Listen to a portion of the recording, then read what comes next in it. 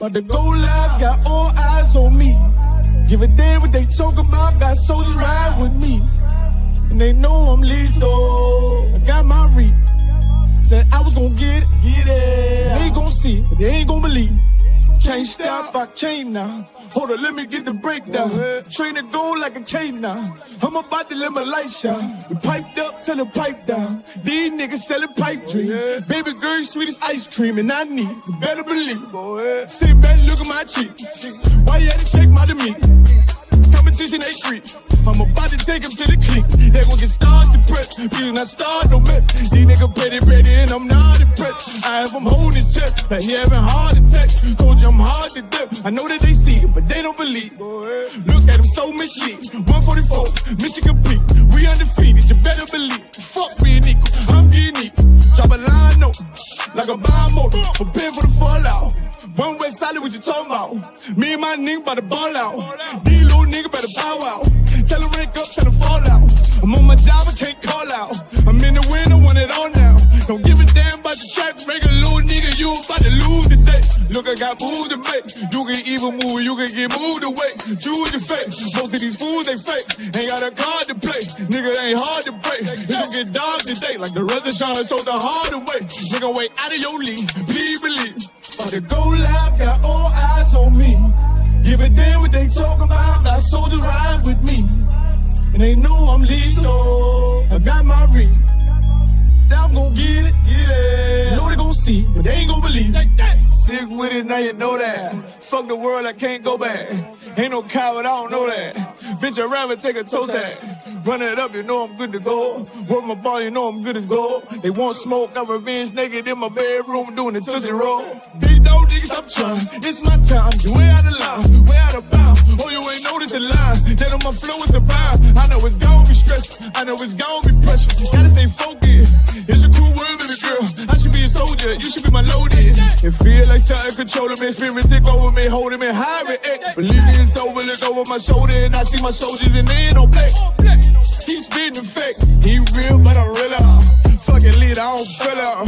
Fucking God, I don't feel her. Count his eye, I'm about to kill her. Wait, hold up, let me catch the rhythm. Okay, I got it, I'm ready. He crossed that line, he gon' regret it. No high rock, I rock it steady. Hope he keep it going steady.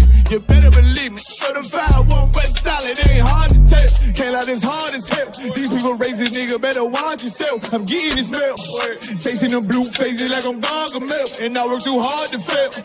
Glock with me, gotta guard yourself. You know why I keep it, they try to come get me, I'm squeezing, you better believe. About to go live, got all eyes on me. Give a damn what they talk about, got soldiers ride with me.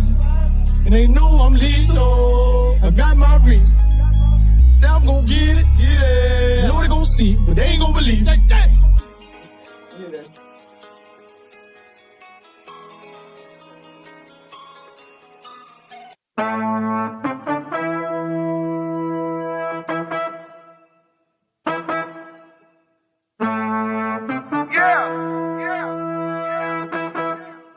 Y'all know what we do. Y'all know what we came to do. Huh? You young niggas ain't tough. You young niggas ain't tough. You young niggas ain't tough enough. I don't think y'all really wanna fuck with us. I told you we no bitches. I'ma need for you to listen while I paint this perfect picture. We not Christians, watch your mouth. Have them angels in your house. And them people bring you out. Bitch, you know we got that power. And you know we not no cowards. Oh, you on that bullshit? Well, I'm on it too. Oh, you think I'm bullshitting? Wait till I get with ya. If I gotta go to ground, I'ma shut the town down. I ain't about to stop until I hear stand down. All you gonna see is a lot of man down. You dealing with the men of war. We at war. I sided with the Lord, of course, on one accord. We ain't never stopping now. You running now. All my niggas go to ground. We go to ground. You dealing with the men of war. We at war. I sided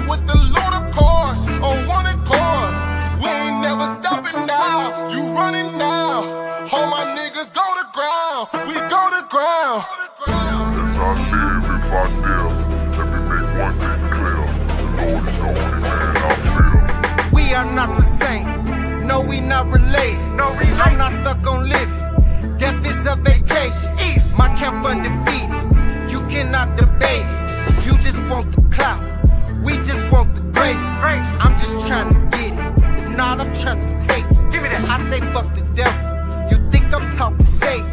One West in my blood. I'm a UPK creation. We don't give a fuck. You can see it in our faces. Got it out the mud. Straight up out the base. The world done made me crazy. The world done turned crazy. You dealing with the men of war. We at war. I sided with the Lord of cars on one accord. We ain't never stopping now. You running now. All my niggas go to ground. We go to ground. You dealing with the men of war. We at war. They know I about that sided shit. with the Lord of cars on one accord. We ain't never stopping now. You running now. All my niggas go to ground. 144, we go nigga. to ground. You see me riding with them people I be sliding with. We take the truth, ain't no denying it. It's this fire I spit, I got that line script. I put that pressure on them, about to put extra on them. This how the Lord is doing you. Boy, I tried to warn you. We go to ground, I own your time, yeah. You wanna blaze, we in them last days. They tried to keep my niggas locked up in them cages, yeah. I'm in pages, yeah. In them scriptures, yeah. I'm gon' flip it, yeah. I got that shit rockin'. I got that bulletproof heart and spirit, yeah. Retarded with this Glock, I'm gon' give it to you. You with them niggas that's gon' go to ground. Take over and you know your place. Make no mistakes. There ain't gon' be no trace. Ain't gon' be nothing left. Spit to my last breath. Boy, better watch yourself. I'm coming with lashes. Hey, leave them niggas in them ashes. I'm flowing like Cassius. They killing the masses. It's cool, cuz when I meet the king, we gon' be masters. Yeah.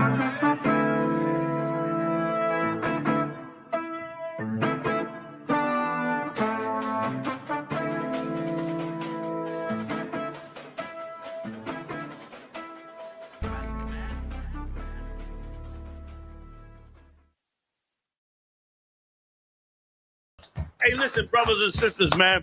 If you like what you hear, hit the subscribe button, man. Subscribe to this channel. And also, please, go to isupk.com and pay your tithe. Drop me some cash so we can move around this planet like we need to, man, and do the things we need to do. They're one West. They're one West. They're one West. Shalom, Israel. It's that time again. The ISUPK, under Commanding General Yahanna, presents the Lord's 57th Annual Passover. That's right, the Lord's 57th Annual Passover, April 4th, 2026, in Houston, Texas. All Black, Hispanics, and Native Americans are commanded to observe the Lord's Passover. This will be the biggest Passover to date. You do not want to miss this. Fresh lamb, fresh wine, and bitter herbs as commanded by the Most High. Only $200 per person, ages 17 and up. The biggest event of the year. There is only one Passover, and it's under Commanding General Yahanna. See you there, Israel. Shalom. Nobody else there to compare to. Train for war, men of war, and warlike apparel. Prefer our leaders, can't get between us. Watch where you stepping. Cause us.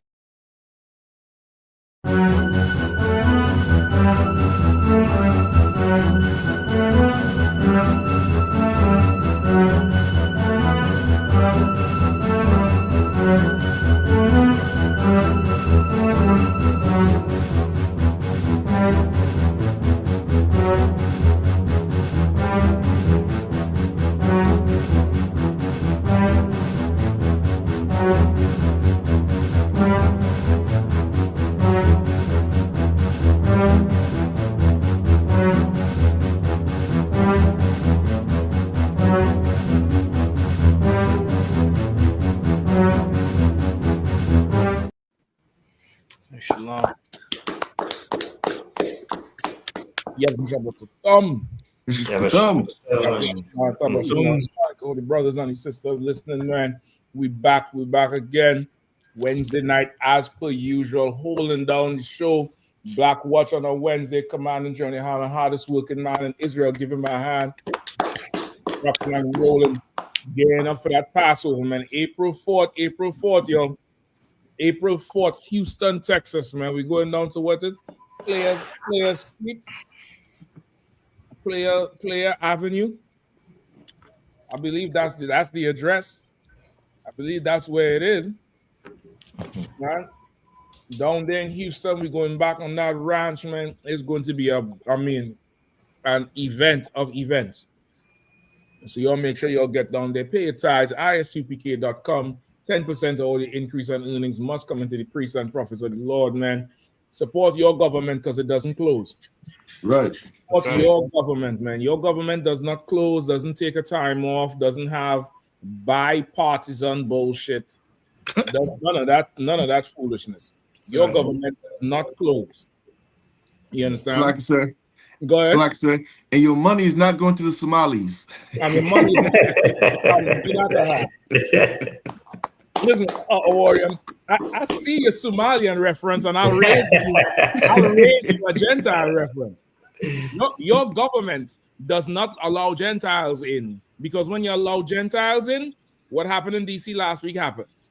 Mm-hmm. That's right. Right? That wisdom might be too high for some fools who want to let Gentiles in.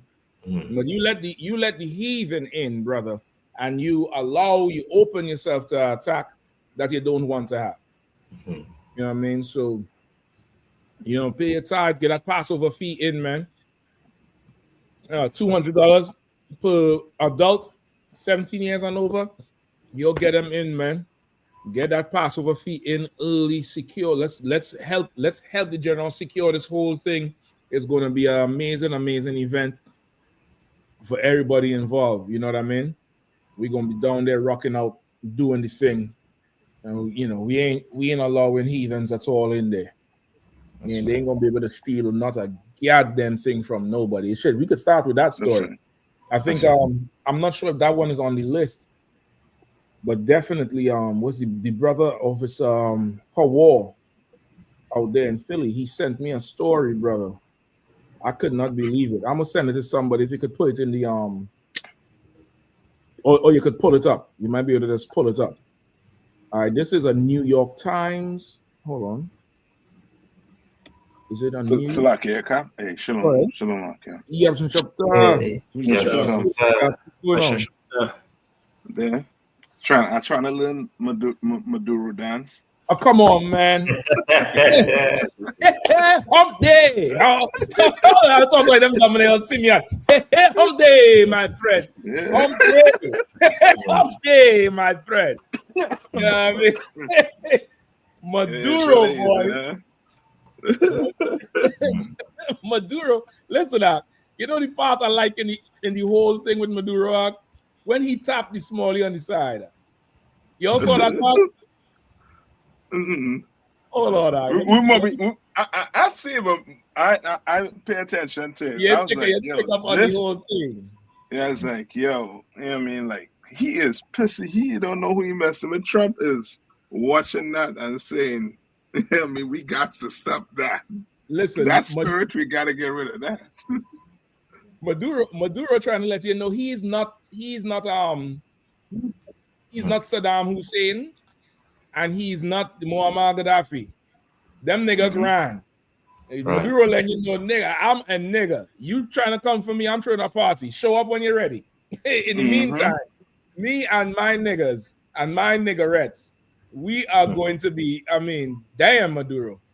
Damn. He make me want to go look for the Latino club tonight. Yeah. Make me want to go for, I was telling the brothers tonight, the music song, like, when Simeon passing on the car. That fast music. Same thing they say over and over with a strong... Dembo. It's called Dembo. It's Dembo.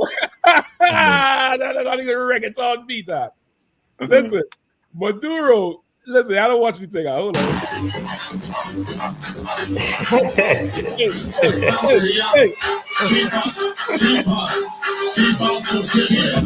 Watch him here. Listen. Now, he have two women on the side of him. One here in the red jersey, and then there's one in the brown suit.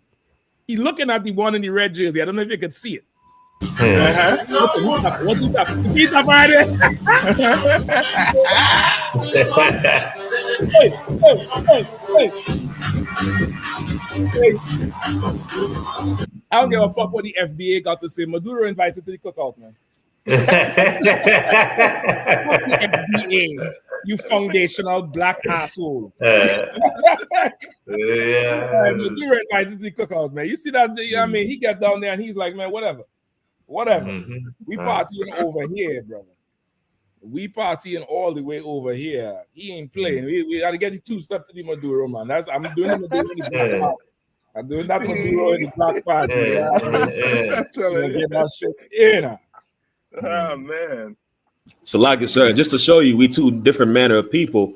Right. The videos of Donald Trump dancing, everybody made a mockery of that because he's a white man with no soul. Yeah. Exactly. You know how to go look for it now. You know how to go look for it now. Trump dance. Let me see the Trump dance. Hold on. You all heard about the ex-president of Honduras that he pardoned? That he pardoned, brother. That he pardoned. Oh my gosh. Yes, it's like yes. But so I only hope the radar that set up in Tobago pick up that one. Pick up that dance. Yeah. Listen, they could pick it up, they could put it down. That nigga ain't going nowhere. Right.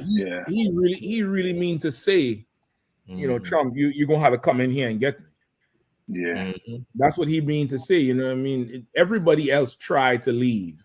You know, remember Arafat? I think Arafat tried to stay, they bombed him in his house. No, but, Arafat is the one that they he got radiation poisoning or something. Okay, but he stayed in his house. I remember the tanks and them drove up the steps with him in there, and they got him in there. He didn't leave. He didn't roll out. I think they got him, they put him in the hospital, and then they finished him off there. But Saddam, Muammar, all them men, they got compromised. Even Assad had to flee for a point. He tried to hold up, but he had to flee. Maduro is like, nah, I ain't going nowhere. You know what I mean? I ain't going nowhere. If you could, let me start off with this one. Hold on. Where they stole $1 billion. You might have to Google it. What? They say the Somalians stole $1 billion through Medicaid and state fraud. You serious? Yeah, in Minnesota. That's why that picture I sent it. That's why they said it was coming. Oh man. They say $1 billion in state fraud, Medicaid fraud. Somebody might have to Google the exact article because I can't pull it up on my thing. The time subscription is jumping in. If not, in the meantime, we could start somewhere else. You know what I mean? We could definitely start somewhere else for sure. Wherever y'all want to go, I'm ready to rock with. You know what I mean? I think we have the story in it's on the list. I have ICE getting ready to go to Minneapolis. Let's go there. Come. What number is that? 8, I believe. Oh, I see it. Yep. I'll read it. A new ICE operation is said to target Somali migrants in Twin Cities. The move comes as President Trump has attacked Somalis with increasingly inflammatory rhetoric in recent days. The Trump administration is launching an intensive immigration enforcement operation, primarily targeting hundreds of undocumented Somali immigrants in the Minneapolis-St. Paul region, according to an official with knowledge of the operation and documents obtained by the New York Times. The move comes as President Trump has fixated on Somalis living in the United States, using increasingly inflammatory language to attack them. He stepped up his rhetoric in the wake of last week's shooting of 2 National Guard members in Washington. even though the man suspected in the attack is an Afghan national. The directive for the Immigration and Customs Enforcement operation in Minneapolis and St. Paul came immediately after Mr. Trump's remarks. The effort, which is beginning this week, focuses largely on Somalis with final deportation orders who are living in the Twin Cities, though the official said that others who are still seeking legal status could be swept up as well. The official spoke on the condition of anonymity to describe an ongoing operation. The plan calls for the deployment of so-called strike teams, which are made up of ICE officers, agents, and other federal officials. Roughly 100 officers and agents from around the country have been brought in for the operation, the official said. Tricia McLaughlin said, a spokeswoman for the Homeland Security Department, said in a statement that the agency did not discuss future or potential operations. What makes someone a target of ICE is not their race or ethnicity, but the fact that they are in the country illegally, she added. Governor Tim Walz of Minnesota slammed the Trump administration's plans on social media. No, correct me if I'm wrong, right? They did the same thing with the Twin Towers, right? When the people who were accused of bringing it down were Saudi Arabians, but they went after the Iraqis or the Afghanistan. Right. You know what I mean? Something, you know what I mean? Like, now, you know what I mean? That's what I say, I mean, you can't trust nothing coming out of that white man, man. Right. I mean, now who knows what the hell, who planned what, or if this was something he did just to start going after the other, you know what I mean, them other nations. Right. You know what I mean? Because as I say, like, where is the link between what happened on what you call it again, in DC to the Somalians? Where's that link? You know what I mean? You're going after them Afghanistan people. Are the first people you're supposed to go after. You don't train them, you don't turn them into monsters. You understand? Like you know what it's like? It's like you know what I mean, like these sex offenders, you know, them sex offenders had to be on a registry. Right. Like why don't have these Afghanistan, these, you know what I mean, people who get trained to kill? Like they're just running around and we don't know who the hell is. Right. You understand what I'm saying? It's almost, you know what I mean, and that gonna come back to bite them.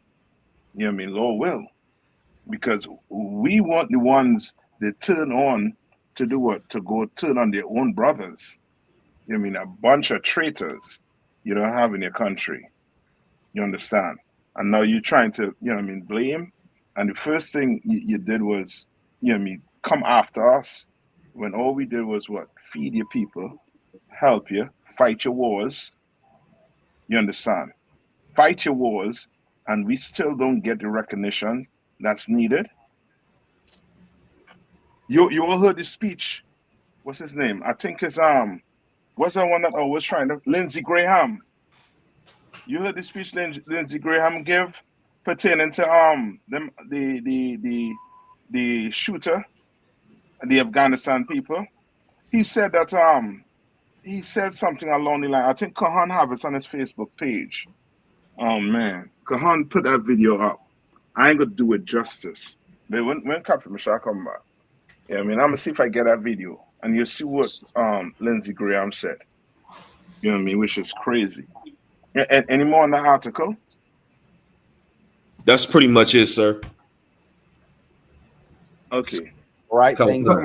There's no that would is acceptable to me. The people who are there with us in the fight that are here in America need to stay. This will be their new home, so we have a moral obligation to these people. They will make great citizens over. This is the right thing to do. There is no other ending that would is acceptable to me. The people who were there with us in the fight that are here in America need to stay. This will be their new home, so we have a moral obligation to these people. They will make great. That moral obligation. Where's the moral obligation for black people? Who went and fight in the Vietnam Wars?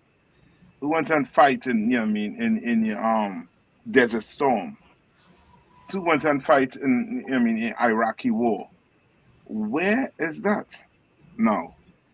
But now these people have a moral obligation. Black people went and fight wars for you. You understand? Went and fight it. You understand? And you treat them like trash. You hang them, you know what I mean? You abuse them in the uniform. You understand? And we still forgive you for doing it. You understand? And this, I mean, this is the white man for you. This is him. Right here. That's why it's gonna be good when the Lord, you know what I mean, do him in. You know what I mean? Because he has earned what, you know what I mean, what he done dished out to Blacks, Hispanics, and First Nation people. He earned it. Right. You know what I mean? And he's a warmonger. This man right here, he wants America to fight in Ukraine war. He wants America to fight in the war in with the Israelis and what you call it again, and the Palestinians. And he wants America to go fight Venezuela. He's a warmonger. Right. Right. So why is he trying to get the Afghanistanis to stay here? You understand? And you. If I could, sir, they say in that Somalia like Cap Mashak was saying, the Somalians they done robbed the U.S. for over $1 billion. I mean, of taxpayer money. There was one Somalian, he owned a corner store. He claimed that he was feeding 1,000 children a day, 7 days a week out of that store. And they did the report. They said they don't even have that many people in that area, that many children in that area. So they've been robbing them for a long time. And now the funny thing is, now the Somalians, the black people in those areas are turning on the Somalians and saying, you know, they're still all the benefits we should be getting anyway. Now the Somalians are turning back on black people, right? And saying, well, y'all lazy. In fact, there was a Muslim Somalian who said, he was giving a speech in his mosque. He said, we don't want to deal with these people. They don't even know their fathers. Wow. Their mothers giving up on the first night and they don't know who their fathers are.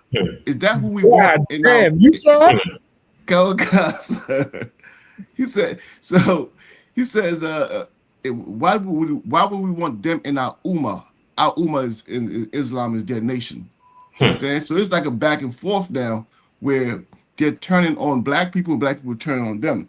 If I could just read this scripture, sir. Go ahead, please. Right, and as I see what's happening with all the heathens in America, how they robbing America blind. Isaiah chapter 33, right? Yes, I can get it. Isaiah 33 and what? Verse 1. Come. The book of Isaiah chapter 33 and verse 1. Woe to thee that spoilest, and thou wast not spoiled. So this is the Lord speaking to America.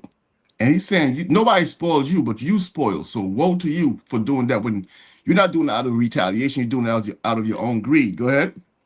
Come. And dealt treacherously, and they dealt not treacherously with thee. You're not paying nobody back. You know, you just went and dealt treacherously with the nations. It's as if you're vindictive for no reason. Right? Go ahead. Come. When thou shalt cease to spoil, thou shalt not be spoiled. No, read again. Come. When thou shalt cease to spoil, thou shalt be spoiled. Yeah, when you've had enough and you think you ruined the world, now you're all powerful and you don't have to spoil no more, that's when you're going to be spoiled. Go ahead. And thou shalt make an end to deal treacherously. They shall deal treacherously with thee. And when you think you so high and mighty and you could, stop dealing treacherously, $1 billion is going to be snuck out right from under your nose. I mean, that's the judgment that's coming for America. So everybody who's trying to invest in America, America is about to be robbed blind by these heathens, as it's been happening right under their nose, and they ain't even realize it because they have been evil for no reason. Salaki. Listen, god damn, Awarim, listen, I need that video. That's a bomb scripture too. You know what I mean? Give it up for Awarim. Give it that scripture. Like, okay, I'm gonna get you a video, sir. Yeah, we need that video because you have people, you have simpletons among our nation who want to bring the heathen in and would change the truth of God into a lie to say the Gentiles could be accepted. Meanwhile, the Gentiles say, we don't want you, the chosen seed in our nation. As we commit to rob and spoil the oppressor, why the fuck would I give this hard-earned thievery money to you? You ain't got no father. Like, brother, I don't know what else need to be said or what other shame the heathens need to put us through for us to stop loving them.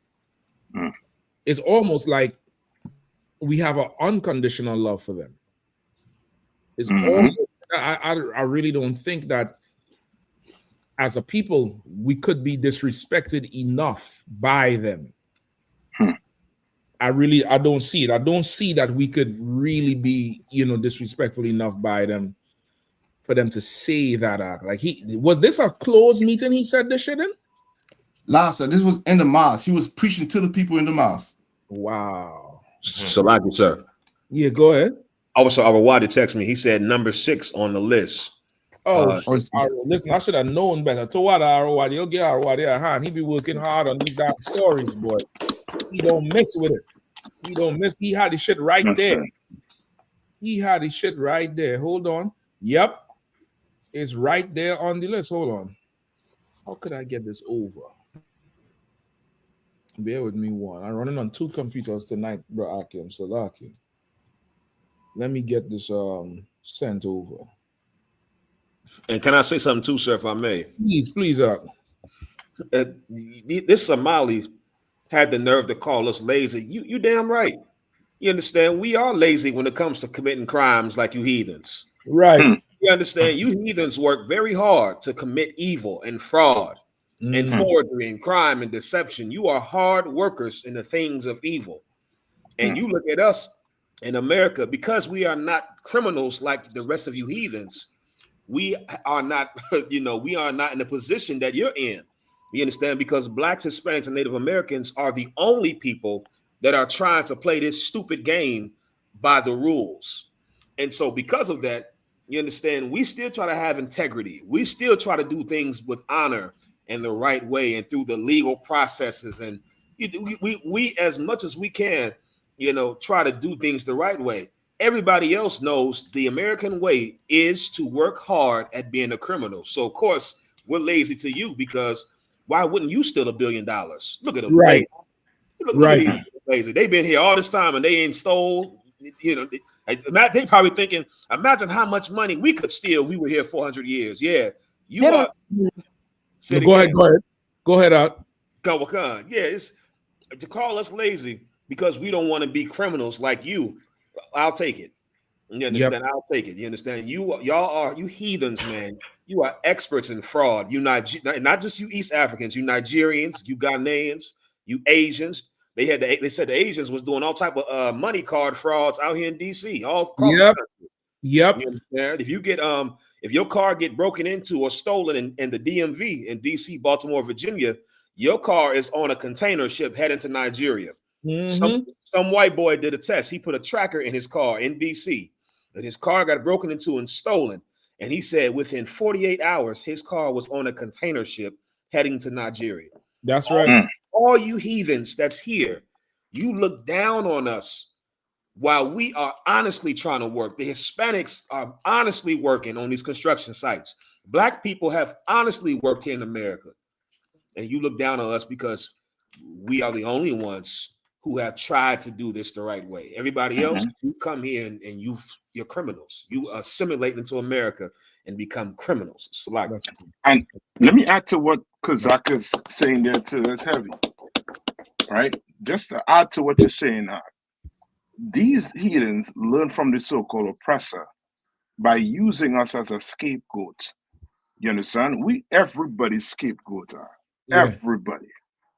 Everybody. While they're robbing and stealing, we the problem. We the problem while the housing market crash. Not the Somalis and we the reason why, you know what I mean, the Medicaid, costs so much. Right. I mean, remember when what he cut off recently?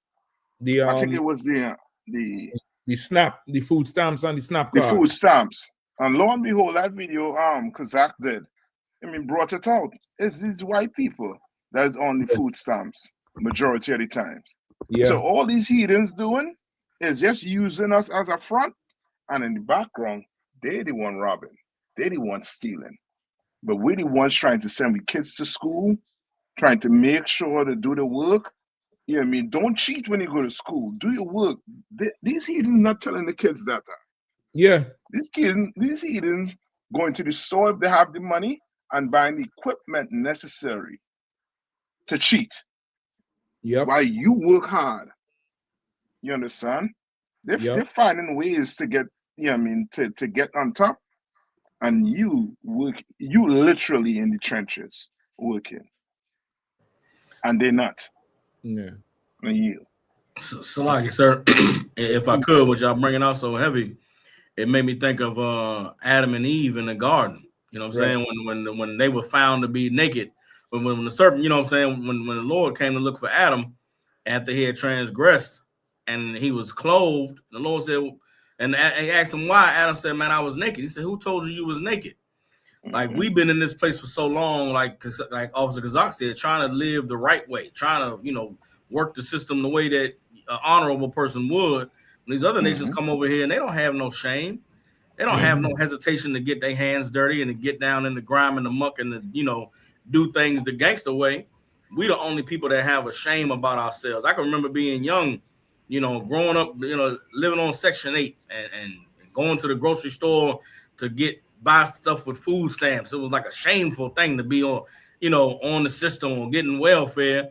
These heathens come over here and get it and live by it. Live by it and love it and get billions of dollars and get all types of subsidies and programs with the government. You look at these, I remember growing up in the hood and, there's a Chinese chicken wing shop and the Arabs is in the little bodegas on the corner store and the East Indians got the Dunkin' Donuts and you wonder, damn, these people must really be getting money to be able to have all these businesses. Come to find out they're getting all types of subsidies and programs with the government to get, 0% loans and all types of programs that it deals America done made with their country. These folks is the poorest of the poor, living way worse and under the bottom than us. But because they're willing to do the evil and to do the shameful thing, they look at us like, look at you. You can't even get yourself together. Can't even pull yourself up by your bootstraps when nobody is getting pulled up by their bootstraps. Everybody is robbing Peter to pay Paul. Everybody is playing the game the dirty, the grimy way. But then we out here naked, not knowing that everybody that's we looking at as being successful are actually the ones that's getting their hands dirty and doing all of the crime and all of the scamming and all of the, deception that we are so ashamed to find ourselves being a part of. I yield. That's right. That's right. That's right. And if I could, go ahead. And if I could, what you're bringing out is heavy because even what Captain I thought brought out earlier about that Senator Lindsey Graham, I looked him up. He's in bed with Lockheed Martin for his state, I believe in South Carolina, and he's always getting contracts. He deals with the contracts between the Army and his state, and that's all he wants is more contracts. And a lot of this adds up when you look at the countries that Donald Trump put on that the list, this recent list of halting all the immigration from the countries. A lot of them countries are in East Africa and in Africa, and it stems by all those African countries joining Russia. You having all these African countries joining, have been sided with Russia and are being infiltrated by Islamic extremism. And so even when you read in the scriptures say Ethiopia is going to be with Iran and going to be with Libya, which is the North Africans. And So them countries are going to be in the fight against America. So what you're seeing is America outlying those enemies that's going to be that America knows already through its intelligence networks that those countries are in bed with America's enemies. Yeah. So America's trying to get them out because Ethiopia and Somalia, they're the same people. And biblically, all that is Ethiopia. Kenya, Somalia, Eritrea, Djibouti, all of that is Ethiopia biblically. They have a place named Djibouti. Huh? There's a place called Djibouti. There's a place called Djibouti. Yes, sir. No, It's sir. right by Kenya, Somalia, and all them. It's Djibouti. I would want to leave too.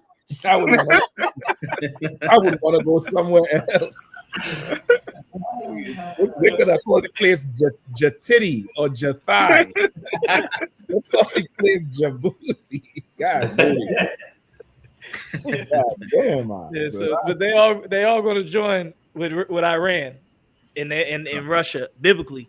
So you see in America's out, once it's kicked them Somalians out because they know Somalia is in bed with China, Somalia is in bed with Russia. Right. So it's World War III's on is the stage is being set. The stage is being set. The enemies is being kicked out and outlined. So that's what we're gonna see. So yeah. So they can talk about us all they want. They're gonna be wanting us to side with them real soon, because it's gonna be World War III. Listen, I halfway glad they're talking about us that way. And I damn near want them to talk about us even worse, so that all people could separate from them, so that when Esau bring them to their knees, we are not intertwined in their society, where we could prop them up. You know what I mean? I think sometimes I made the reference with Mayweather and the other boxer, Mike Tyson, where in them exhibition fights, they both knocked out them men. Or with Mike Tyson, I think he pulled the punch. But there's a time with Mayweather, is either Jake Paul or McGregor. And Mayweather knocked him out and then held him up until he caught himself back. Like, that's us spiritually with the heathens. Like how the general broke down that movie, that Disney movie, I think it's Disney, the Wicked movie on Monday. Like, okay, I didn't even see the movie. I didn't want to watch it because I already suspected the white supremacy. I was like, the Hamite already got dark skin. What the fuck are you making her green for? Like, I already knew my girls wasn't going to watch that shit. I was like, they gonna make this whole anorexic, skinny white girl be the hero and, and just downplay the thing. But he went into and dismantled the whole thing. And it really what it is. Like, we the nails in society. We the nails, the hinges, the fasteners, behind the drywall where they had the studs, the little 4-inch studs that line up. We that thing that nobody cares about, nobody, wants to admit is there. But when they need support, you're looking for the stud. You want to hang a picture, you got to get the stud finder. You got to go from the corner and measure every, 6 inches or 4 inches to find the stud. You got to come find us when you want to do something even in the slightest way. Like, I want them to get so sick and talk so much shit about us that they push us out of Egypt in the spirit. Right. Like they how they pushed us out of Egypt in Moses' time. Right. Let them do that, because some of us will not leave even if they spit in our face. Right. Yeah. Some of us will not just separate from them and leave them alone. We'll just say, well, we'll turn on us. We'll say, well, what they're saying is true. We are lazy. Right. We'll say, we are, we could go do black people again. Black people, where I want to hear the defenders of these Hamites that done swindled $1 billion fucking out. Like the scripture is real when it says the children of Mammon are wiser than the children of light. Like, God damn, man. Good night. Come on, Kazak. So, like I said, and I just want to say, shame to all you black Muslims. Right. Shame on all you blackity black Quran reading, head banging, rug carrying Muslims. That's shame right. on you, because you act like you so joined to these Arabs and these East Africans and Islam and that whole community out there in Dearborn, Michigan, and they damn near took over. Not Michigan, excuse me. Dearborn, Michigan, and in St. Paul, Minneapolis. They spreading out in the whole Midwest. Yep. You black Muslims think that you're one because of your religion. when this is how they feel about you. You understand? Like you have joined yourselves to a people that are not your people, to serve a God that is not your God. And you serving their religion gives them power. It gives them strength to they know you're weak now. And so now they can feel confident in coming out their mouth, being in your areas. Like these people, when they come over here, they don't establish their own areas. They leech in the black community first and build a footing, and then they're able to branch out after they started in our communities. They wouldn't be able to do that if we didn't follow their religions.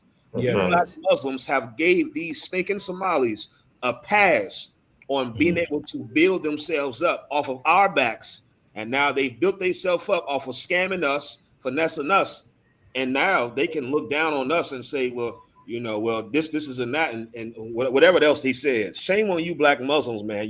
You are embarrassing. You're worse than the Christians. You're worse.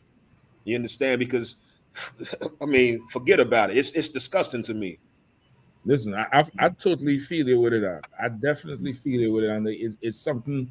Again, the Lord is very merciful in how He gave us the wisdom and the knowledge and the truth, where we are able to see it and distinguish what's going on and witness it. It's really a sickness with us.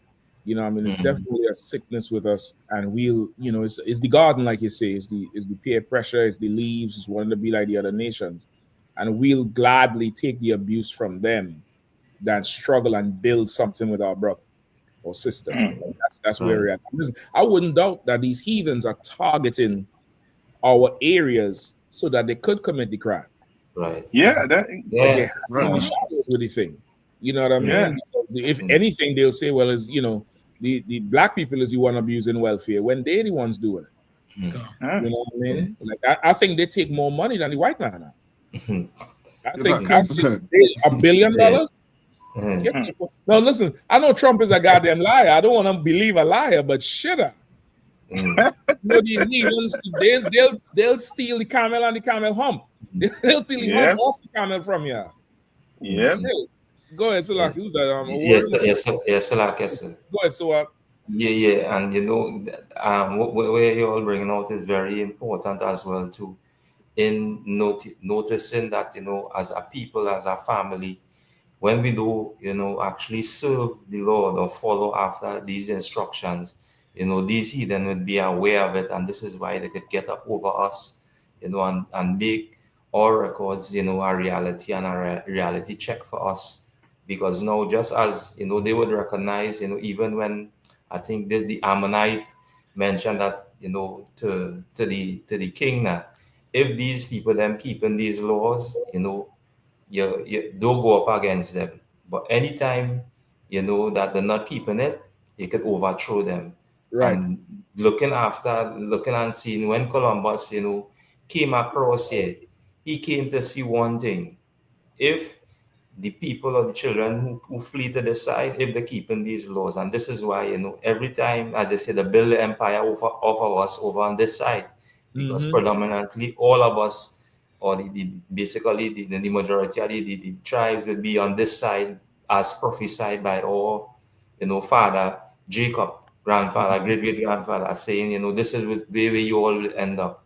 And, you know, again, the truth, you know, it will always stand. And, you know, again, Barakatai Awashai, you know, to the men that came through the order under the Most High or King Yahweh, you know, and even, you know, being that oneness and commanding generally, and because making it even more real that everybody that tried to divert, the Lord always show that He dealing with one individual, and that spirit will be on that one individual to obtain and maintain this truth, and everybody would hate that one person for maintaining this truth, and this is the ISUPK and the commanding general. That's right. You ain't never lie with that one. I found the video that Arawadia put in the thing. I know I could play it for you all. Just hold on, I'm line it up. I think this is it. Warrior, this is what you're talking about. That's definitely it. Come on, Casa. All right, let's see. R.A.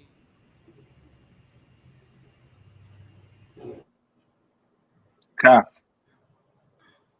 I think he froze. Yeah, we might have lost Captain Mashak for a second. We might have lost Captain Mashak and Captain Mashak. Oh shit! Hold on. It's y'all can't hear. We No, can we can hear hear you, but you freeze. We can see it, yeah, but it froze. Your screen froze, Cap, and the video froze. Oh shit! There's monkeys in the control room.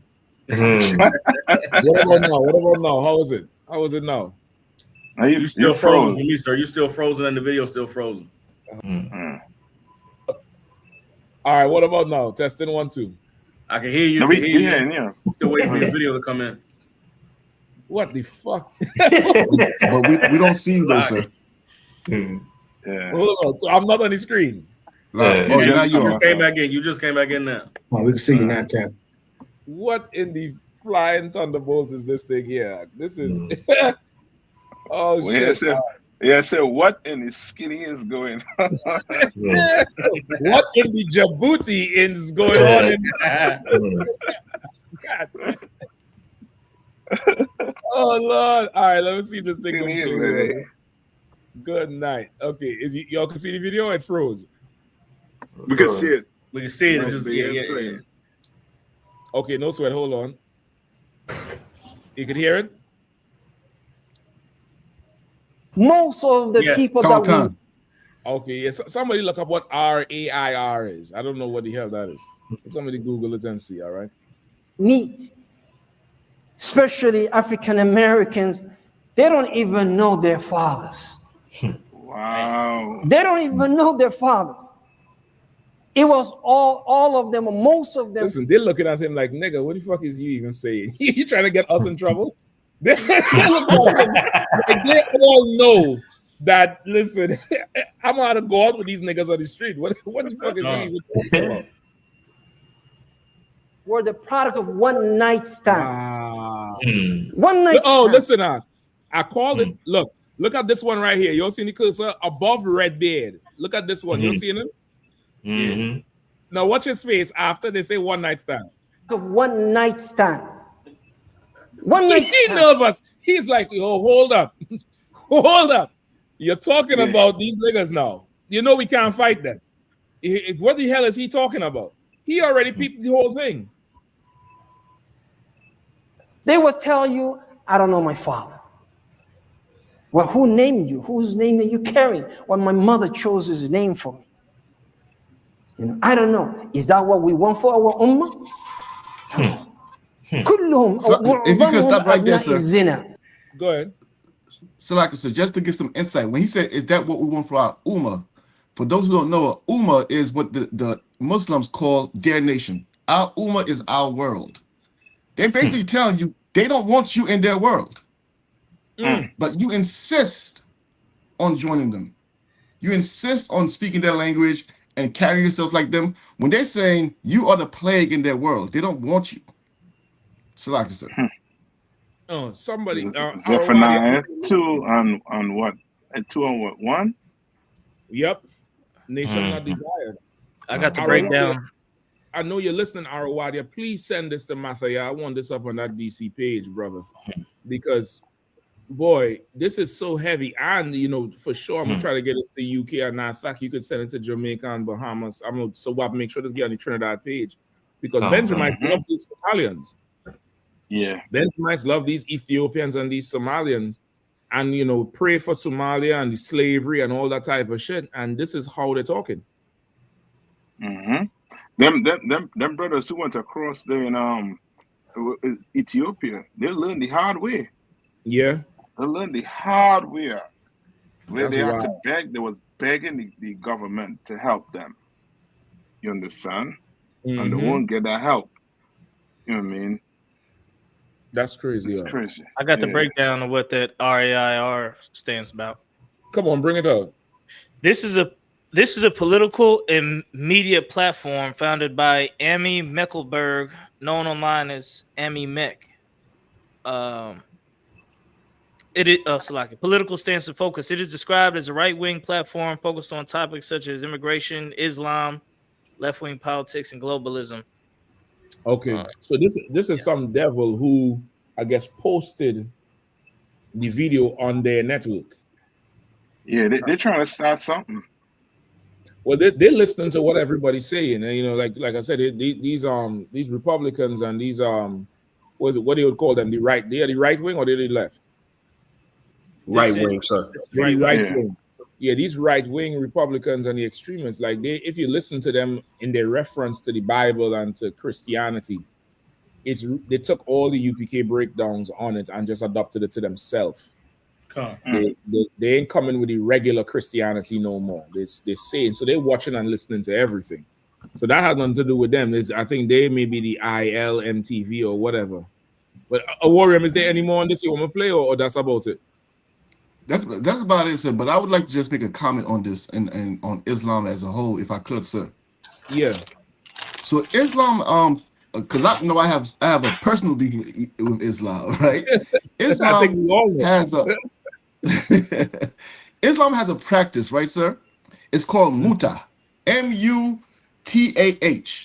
and it's literally temporary marriage. So, for example, you could give a woman a dowry. It could be for a minute. You say you want to sleep with her. She says, "How much you'll give me?" You say $30. So you give her the $30. That's a dowry for that minute. At the end of the minute, the marriage is over. They call that mutah, right? I'll give you a little bit of it. It says mutah is considered a form of temporary rental or marriage where a man pays a woman compensation for a specific period of sexual enjoyment. All that hijab, all that kamakan, right? All that hijab, all that burqa, cover, modesty, it's all a joke. They practice this. This is called mutah. So this son of mutah here is talking about we don't know our fathers, and we just who knows how he. Yeah, they froze your Warrior. They got him. He got to talking too much, so he got to bring it down. He got to dropping it too heavy. Too much moving style, Warrior. They got him. The CIA be hiring Ethiopians and stuff and Somalians. You know what? I think that drunk raccoon they found in Maryland is fucking up everybody's screen, yeah. You all heard about that one, right? Some raccoon.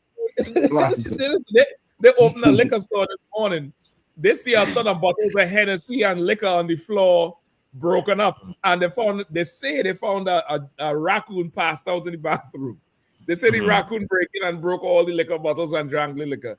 I'm like, if y'all don't know some high school white boy prank yet, you're gonna blame a raccoon. Since when raccoon is drinking liquor, nigga? Warrior, you back? Come on, sir. I think he's still out. I think he's still frozen. Hold up. What about now? I can see him, sir. He might just be a little bit. His voice might be a little delayed. Okay. Go ahead, Warrior. Go ahead with the mutah. Come on, sir. So that is a practice that they it's lawful in their world. In their ummah, as he said, it's lawful. So so imagine him who practices this, or his religion, his prophet told him to practice this, turn around and telling black people, "Oh, you having one night stands."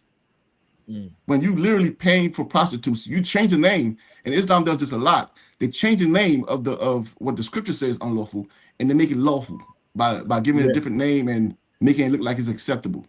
I mean, and then when I go online and I call them a son of mutah, they get offended. But I'm like, it's lawful though in your religion. Why are you offended about? If it's nothing wrong with it, you're a son of mutah. And this son of mutah is, wants to talk about us when his mother would accept money for temporary marriage for 3 days, for 1 day, for 20 minutes. Right. They're trying to shame us. Like you were saying earlier, sir, every crime in America that happens, I've started, after I've seen all these things that the heathens do, I start to call crime blackface. Crime is blackface. Every crime in America, we take the blunt of the heat from it, and they take all the benefits. Yep. So we're the ones whose parents are having one night stands, but he practices mutah. Salaki, sir. Yeah, you're absolutely right. Look at this here. Hold on. I think this is the proper name of it. It's called Nikah-e Mutah. Right? What is Nika Hamuta? Fucking stupid retarded ass. And if I could, sir, so you know, right? The word nikah here, most Muslims will say nikah is marriage because they say nikah is marriage. No, nikah is literally the F word. It's literally the F word because marriage in Arabic is zawaj. Nikah is the F word. If you go and tell Arabic man, I want to do nikah with your daughter, he's gonna want to fight you. But they say as the marriage word for ignorant black people here because they were taught that's literally the Arabs making fun of him and tell him, hey, I want to do nikah with you, and they think the Arabs saying I want to marry you. Well, it's literally the F word. So nikah, muta is effing for pleasure. Salaki. I think that's what it's going into. Listen, I worry I'm gonna go back on this tape after. I'm gonna write down all this shit for Canva. I'm gonna send somebody insane right there on his spot. He gonna go jihad right there on his spot. Straight off the edge. Right. Like that shit. I'm gonna learn that just for them. God, come. I I can read it, sir. Go ahead. Khan, what is nikah muta? Arabic, translate nikah al-muta, literally pleasure marriage, or sikhe, Persian. It's just what a warrior was saying. The pleasure is like, fuck marriage or the fucking marriage. Right. It's, it's a pleasure marriage. It's not, listen, I'm not so heavy because the Bible says in the Apocrypha, I take this woman not for pleasure. That's right. Yeah. That's in the Apocrypha, in the marriage vow. I take this woman not for pleasure. They have a pleasure marriage. And they're the ones with the what they call the band of hoes. What is called that? Not haram. The harem. Is a harem? Yeah. Harem. Yep, that's them. Go ahead, Kazak.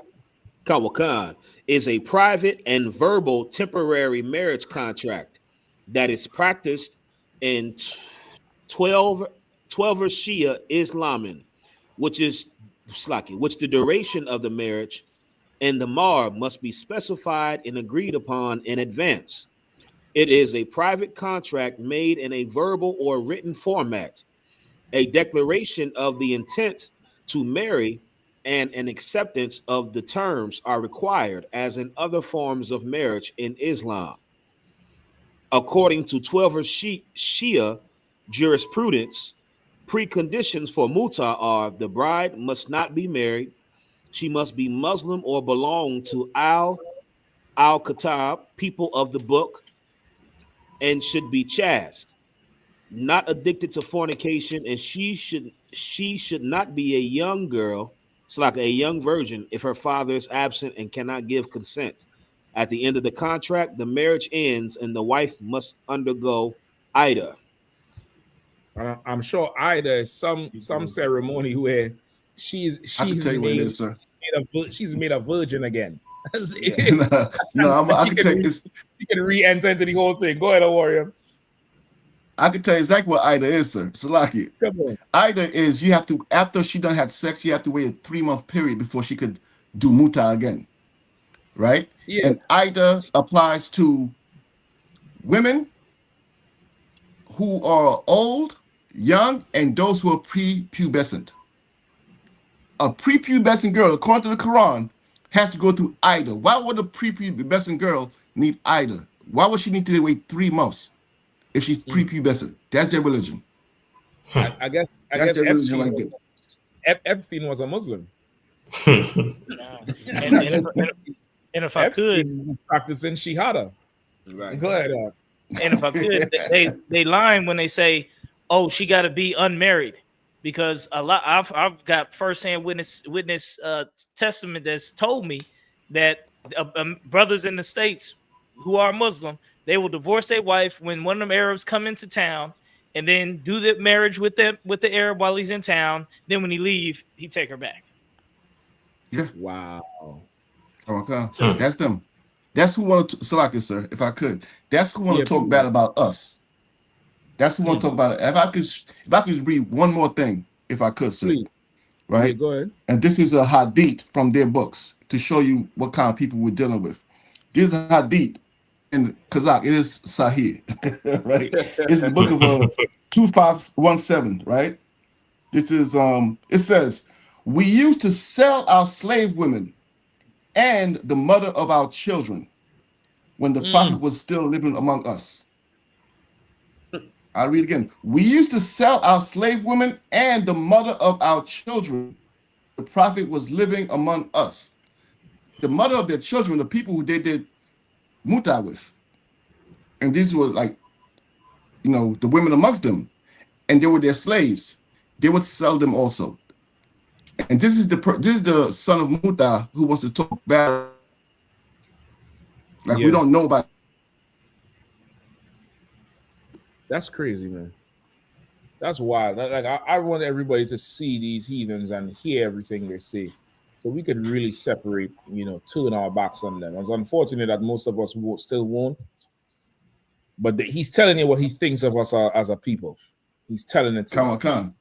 It right there. You know what I mean? So, like I said, go ahead. And what Officer Warren, the information he bringing out is so monumental. It again goes back to the point: we the only people here that's trying to live right. Like black people are trying.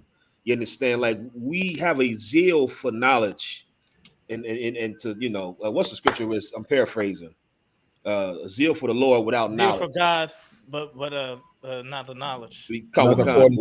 Like that's who we are as a people. Like our entire lives, in general, of course, is us trying to find the right path. That's our lives. Meanwhile, you got these heathens that's living. This is prostitution, but because they put a fancy Arabic word on it, and they spin it a certain way, they can now look at that. They can look at us as if we the sons of one night stands. When nigga, you're a son of a muta. Like you're the son of Motel 8, Motel 6. You understand? That's what you're the son of. You understand? But because they put a fancy word on it, they put fig leaves on the damn prostitution. To us, we looking at this culture like it is. So Islam is such a beautiful culture. The Arabic nigga, they are worse than you. Their culture is worse than you and what you're doing. They just have found a way to spin it and make it seem like it's lawful. Like that's a crime. Prostitution is a crime. And it's intertwined with their religion, just like crime is intertwined in Christianity and all these religions. Like it's the heathens' culture to be deviant and criminals and not right. And then they turn around and have the audacity to look at God's people, while our entire lives is built on trying to find the right path. You talk to black people and Hispanics, a lot of people, once they leave church, and you ask them how you doing, and a response is always, I'm just trying to find the right way, trying to do the right thing. Like that's who we are as a people, sincerely. We don't have the right tools because of the religions that we follow. But for every black, Hispanic, or Native American that I talk to personally, it's the same thing. Like we are genuinely trying to find the right way. Meanwhile, they finding the perfect way to spin evil and then look down on us. Like it's terrible, man. Also, Warrior, that information is heavy. So like, yeah, man. Listen, Warren, I'm telling you, you're gonna have to start to do some shorts on it. Some kind of TikTok or shorts or something. Because good night. So like this Commander Yahanna. Alawapania, you need comments. Barack.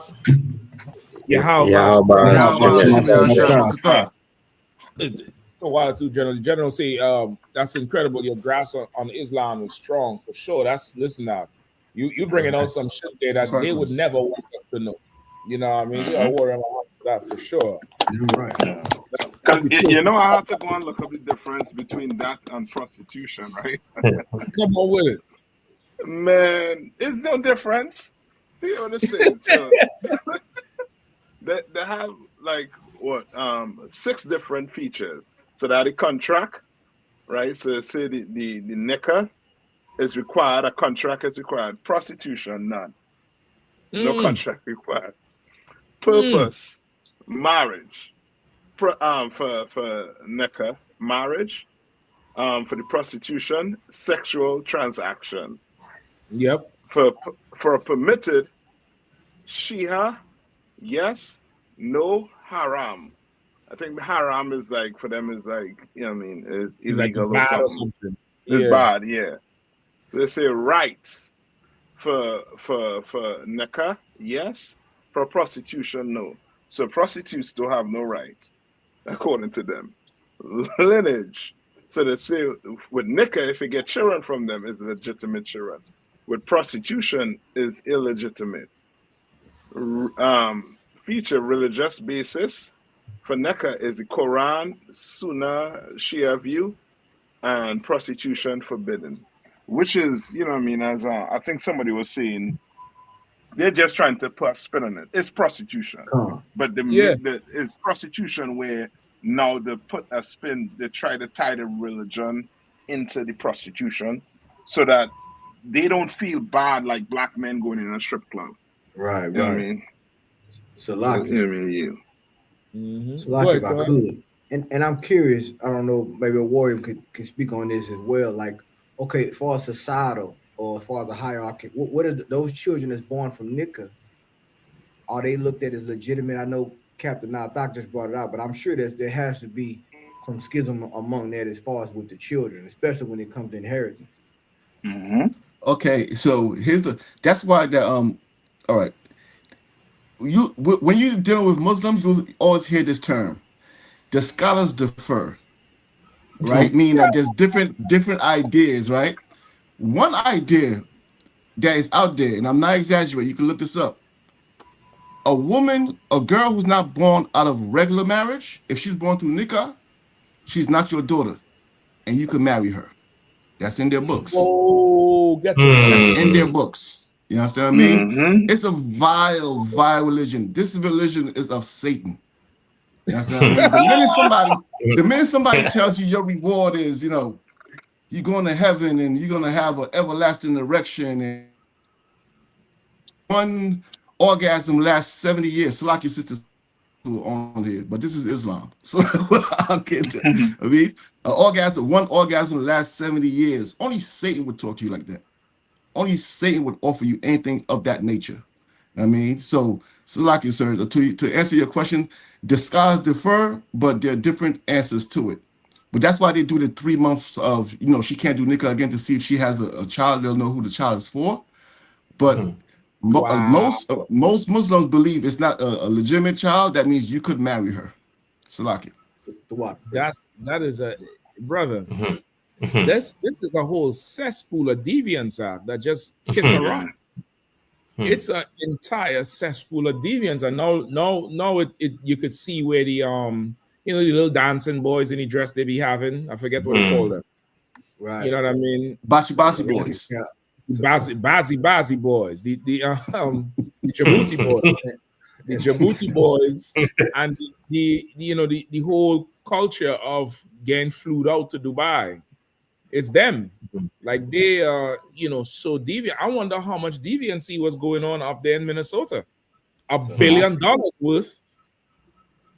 $1 billion worth, according to the report.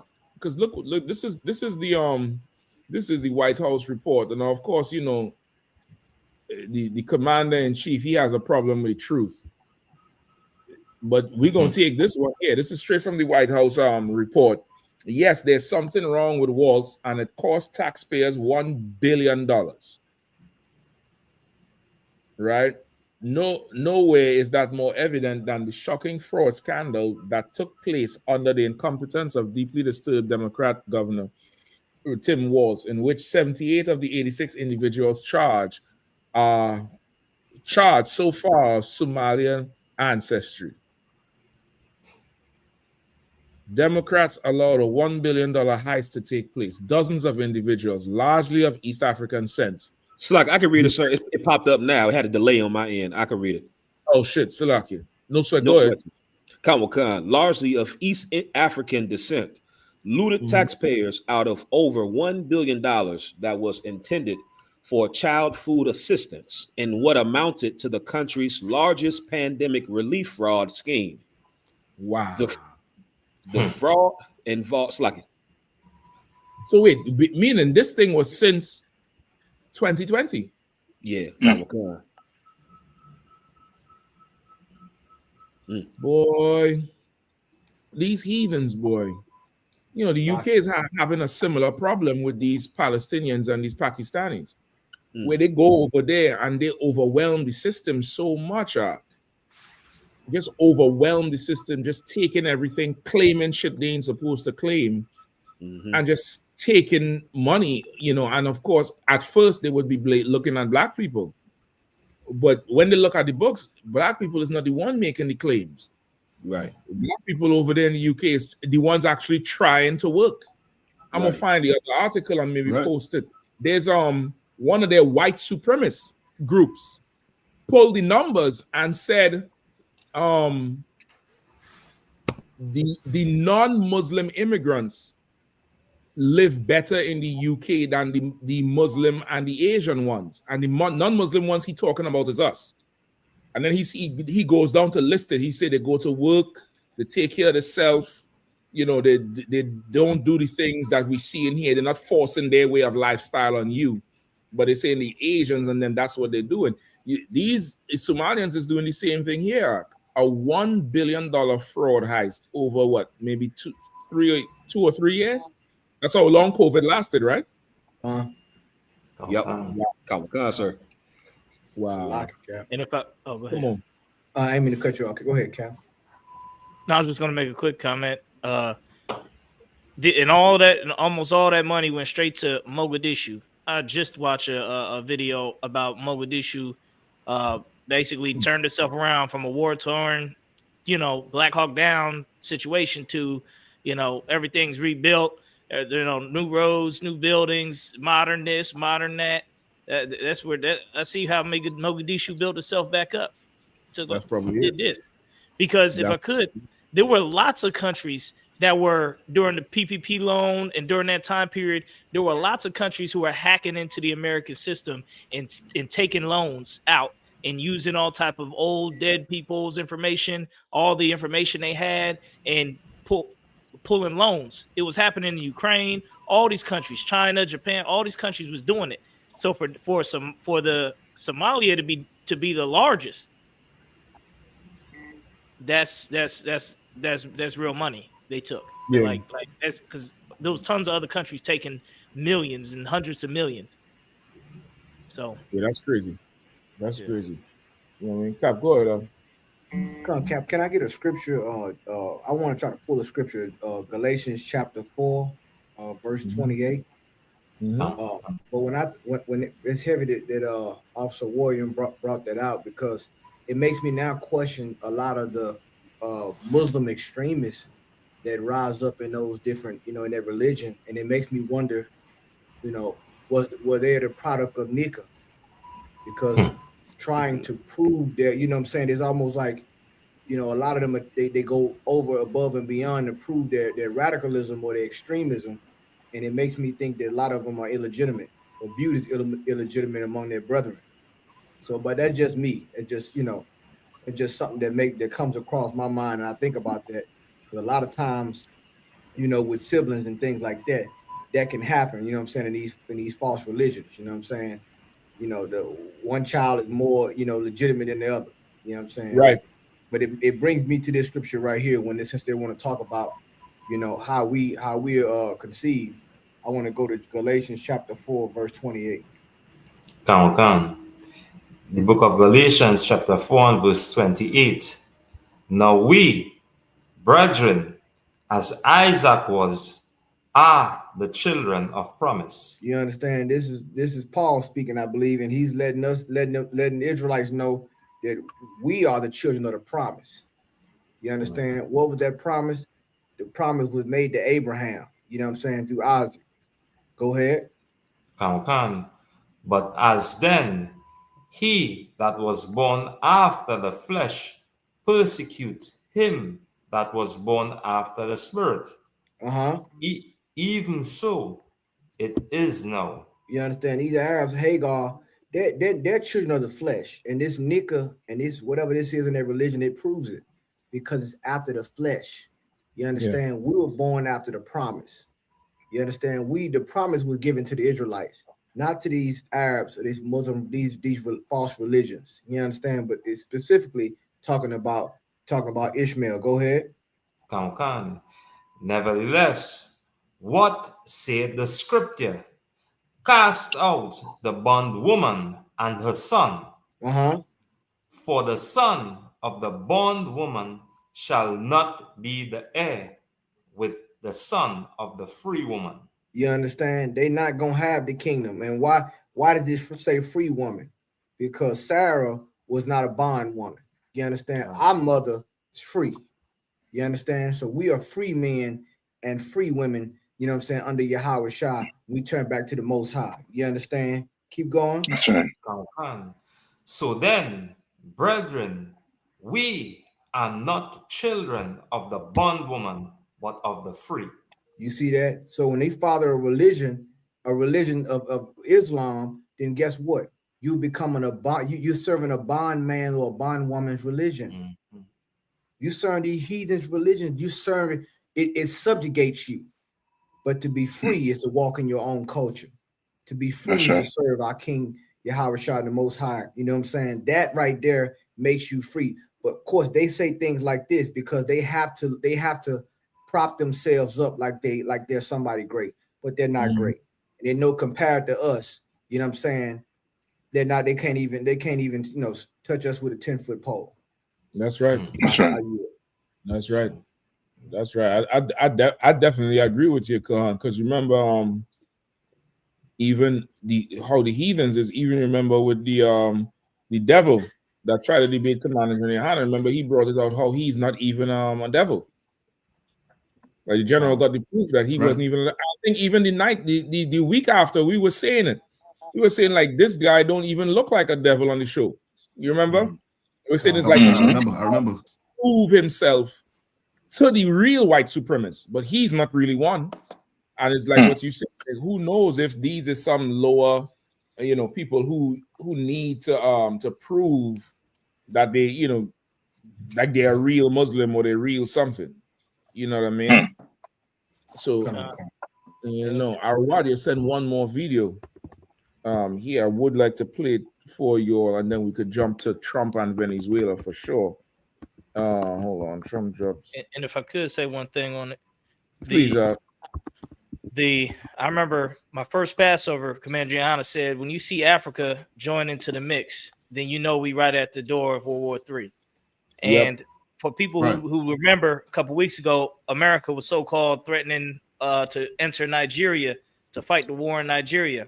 And the reason, if some people don't know, was because Islamic extremists were pushing into the borders of Nigeria from the north of Nigeria. And, you know how they do, kidnapping women, children, and raiding towns. But they were moving into Nigeria, you know, and Nigeria and Ghana and those places right there are America's main allies since they sold us into slavery 400 years ago. So that's part of all that whole movement of Africa going to be fighting in World War III. You know, so if you a black black Muslim, it's over for you. You know what I mean? You might as well throw that kufi away because you know what I mean, it's not going to look good. You know what I mean? As this third world war starts closing in on everybody, it's going to close in on everybody. That's it. That's right. If I could, sir, if I could, real quick, if I could add to what Cap Kaposh just said, what he said was so heavy. I mean, there's a scripture in the Bible that says, "Every man will turn to his own people in that day." Right. You understand what I mean? And blacks, Hispanics, Native American Indians, you just gotta make sure that you're not ashamed when you're doing that. Don't be at that point where you have no choice, where Islam basically kicked you out. Now you gotta join us. Make a decision to join your people. Decide to join your people. Don't run to your people out of desperateness. Make a decision today. Decide to join your own people. To hell with everybody else. I'm gonna tell you this: the Somalians, they got $1 billion out of the U.S., which is wrong, but they did it together. If I could, they did it unanimously. I haven't heard one Somalian come out and say it was wrong what they did. They said they look at it as, yeah, we did that. You understand what I mean? Now we are more righteous people, like the brothers have been bringing out. But we need that unity where we could do something righteous for our people. I mean, and not be looked down on. So let's join together by choice, not because, you know, we have no choice because Islam kicked us out, Christianity kicks us out, or nobody wants us. I mean, Salaki, I just want to say that. No, you absolutely right with that one. Let me play this one here. Arwad just sent this one over. He said this is a breakdown of the $1 billion. City Journal, showing a massive fraud scheme in Minnesota. You have to hear about this. It involves false autism claims, the Somali community, and connections to a terror group. Let's explain over at The Wall. Now, it all revolves around autism and HSS program. That is Minnesota's Medicaid Housing Stabilization Services. Now, this was created to help seniors, addicts, and others find housing. But the criteria to enter this program was incredibly loose and therefore easy to take advantage of. It's led to fraud and costs absolutely exploding. Just 5 years ago, in 2020, costs for this program were $2.6 million. 4 years later, by 2024, cost had been over $100 million, 104. Through the first 6 months of this year, costs are at 61 million, meaning if you double that over the entirety of the year, you're looking at $122 million. In 5 years, from 2 million to 122 million. Now, why? 6 people are accused of defrauding HSS, and they're members of the Somali community. But this just gets worse if we take a look at Minnesota's federally funded autism program. Now, several people, and this is an example, a woman in the Somali community, are co-conspirators, and they're accused of recruiting kids for autism therapy. They brought in families, had them convinced to get their kids diagnosed as autistic. In fact, these families ultimately ended up having various social services bid for their children, competing with the number size of check that they would get. It didn't matter if the kids had autism. And what happened? Autism claims to Medicaid surged. In 2018, $3 million. By 2023, listen here, from $3 million to $400 million. Autism providers jumped from 41 to 328 in 5 years. Now, City Journal reports that the Somali fraud rings send a lot of money back to Somalia. 40% of households in Somalia get remittances from abroad. That totals $1.7 billion. That is more than the entire budget of the Somali government. Money being sent abroad, from abroad, back to Somalia. Where is that money going? Take a look at this. Most alarmingly, a lot of that money is funneled through money traders, and in the end, ends up in the hands of al-Qaeda-linked Islamic terror group Al-Shabaab. So to bring this full circle, the Minnesota taxpayers are funneling money through fraudulent autism claims back to Somalia, where that money lands. Salaki, I hate to be a conspiracy man. I already thinking of that. I wasn't waiting to let you say it. Go ahead. Salaki, I think this ain't no different than the Contra scandal, Iran Contra scandal. You know what I mean? Where, you know what I mean, like the so-called head chopper that was in the White House. Right. Remember, he was funded by the government to go after he had a bounty on his head. You understand? And what it was saying to when they went into Afghanistan, they had to deal with the so-called with the criminals and the drug dealers when they went in to overthrow those countries. Right. You understand? So what's taking place here? They allowed this to go on. Yeah. So that these people, somebody uncovered that these people, the Al-Shabaab and them, was getting money from that. But the only way that was allowed is because the government allowed that shit to happen. And they turn a blind eye to it. Ain't no way you could tell me the way you squeeze. If I do my IRS taxes, I get a letter in the mail the next month. Come on, man. Telling me I have to pay my IRS taxes or else. That's right. Yep. And they set up the whole payment. They give you 3 payment options. Yeah. They know where that money was going. Just like they know that Honduras ex-president, right? He was running that whole country like a drug hub. They know it. They know it. They're just trying to out somebody here right now, but they know what the hell was going on. 1.7 billion. Yeah, the white man loves money. Nah, you ain't catching me on that. Salakia. Go ahead. No, you got it, Cap. You got it. I'll yield to you finish. No, go ahead, please, brother. I was just gonna say, if I could, I mean, you know, the Book of Revelations, when it talks about the destruction of Babylon, it talks about all of the kings of the earth have waxen fat through the abundance of her delicacies, and how all of these nations are going to cry and wail when they see the burning of its fire. And this is why. Like, imagine an entire Somali universe being run off of subsidies from goddamn autism health relief, and 1.7 billion is going back to Somalia. I remember, like, I live in Memphis, Tennessee now, right? Since I moved to Memphis in 2019, right before COVID till now, there's been a huge influx of East Indians. I mean, there's whole East Indian neighborhoods where they living in, like, they whole little sections. And I wondered to myself, what is making all of these East Indians come from East India right here to Memphis? When I was growing up in D.C., there's a large concentration of Ethiopians in D.C. And I used to wonder why in Eritrea and Ethiopia, of all the places in the universe to go, why all of them coming to Washington, D.C.? Because these countries get subsidies and get set up with housing and all types of programs to assist them in coming to America and setting themselves up. Like Captain Ayathak said, that plan was purposefully instituted and was probably, you know what I'm saying, streamlined for those Somalis to get money, to come to Minnesota, live there, and set themselves up. And now that it's getting exposed and it's getting blown up, as the America continues to fall and all of these things be uncovered that's been happening under, you know, behind the scenes and behind closed doors, we're the ones that get demonized for it. The Lord's people, Blacks, Hispanics, and Native Indians, we get demonized for scamming the government. We get demonized for needing health care, for needing welfare, when these other nations are coming over here planned and in cahoots with the government to get the money that's supposed to be going to us. But then we get scapegoated as being the bad guys while they get to get rich and get billions of dollars.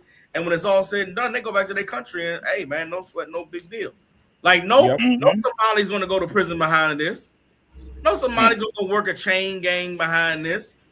You understand? The worst is going to happen is they get sent back to their country, but they're going back to their country to collect all the money they've been sitting over there for the last 5 years behind autism research. Right. All right. If I could, when you That's look up, that's right. That's right. Right. If you look up Al Shabaab's enemies, it's the Somalian government, and then if you look up the Somalian government, they've been getting aid from China. Somalian government's in bed with China. Even the Chinese fleets are it says maritime security. China's naval fleets have carried out anti-piracy escort missions in the waters off Somalia, contributing to regional security. So China's trying to get the security going there, and America's sending $1 billion to a terrorist group there. Listen, like that's exactly what I was gonna get at, because both of you all, you know, what you're saying and so heavy, and what fact too, how he bringing out big up Corral come said Doge ain't catch this. That's all right. How the hell Doge miss all this money? You know what I mean? Shakad says, damn right, provoking to jealousy. It's a damn shame. Like, okay, I'm gonna tell you how. Because, like you said, they're working with these governments, and they already knew that money was going. Trump is letting the Qatarians come in, so he can't afford to, you know, to be a foster parent to every heathen group. He had to offload some. So just like what you all were saying, they already knew this was going on, and right now, Somalia, they don't got no cards on the table, like what he told Ukraine. You know, you ain't got no cards to play no more, Zelensky. So now we're gonna get rid of you Somalians. Whatever budget was, you know, left there for them to operate and to get fat on. that's going to go help these Qatarians that coming in and whoever else he's making these new deals with. You know what I mean? They're offloading these people because, like I say, ain't no way you could tell me this is a fraud. $1 billion going for how long? For over a year, 2 years, 3 years, 4 years? Come on, man. 5 years. $1 billion. You get the Israel school, a UPK, a tenth of that, you'll see a overnight, night and day change in the Black and Latino community. That's right.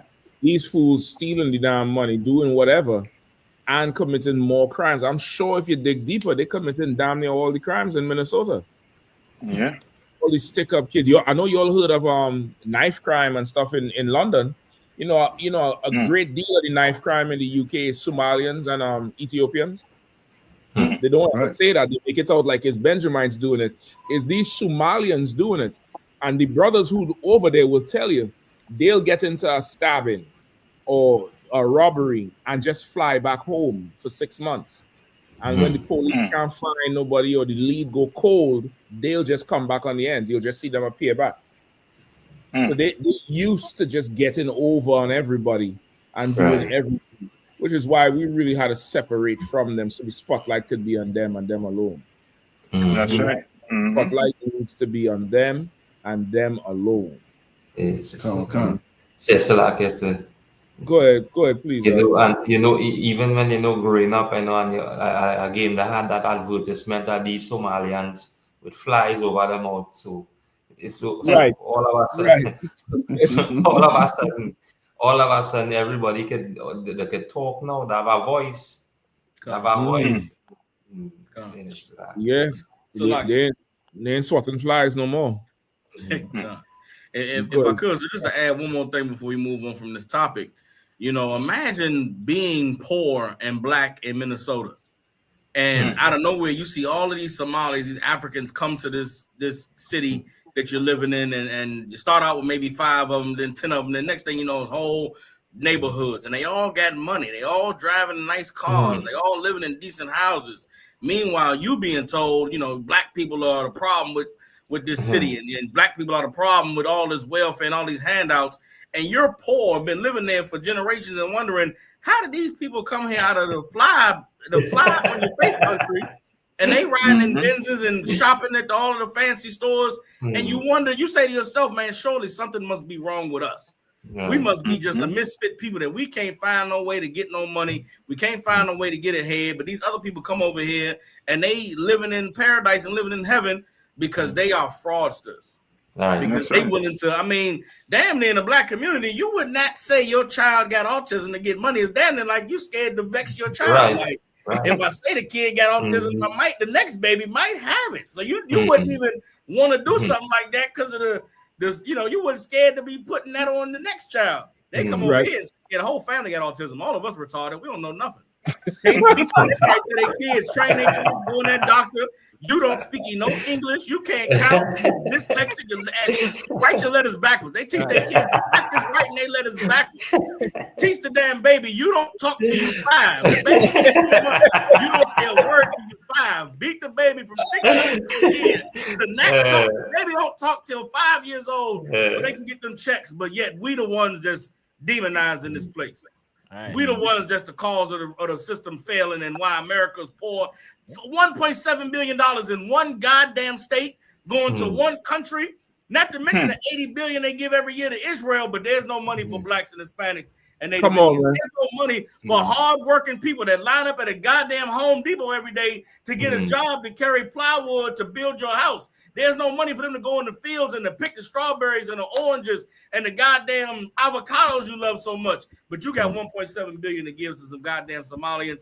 The Lord is exposing the evil and the hypocrisy of America, and it is vindication for the Lord's people that all of these nations have conspired against you. The Somalis know that by coming over here and doing this, whenever it gets found out, they're going to demonize them black people in that city. They're going to demonize them Hispanics and Native Indians. Imagine Somalis have $1.7 billion and they sat quietly while the Minnesota burnt down when the brother got killed up there. What city was that in Minnesota where the brother got? That's Philando Castile. Philando Castile got killed. They rioted in that city and blamed black people for being poor and for burning. Salaki, is that the city where the white boy that's went George to kill Floyd. somebody? No, I think that was George Floyd. Yeah, that was George Floyd. Floyd. Right. You understand? Imagine while they rioted over that, the Somalis getting $1.7 billion to play retarded.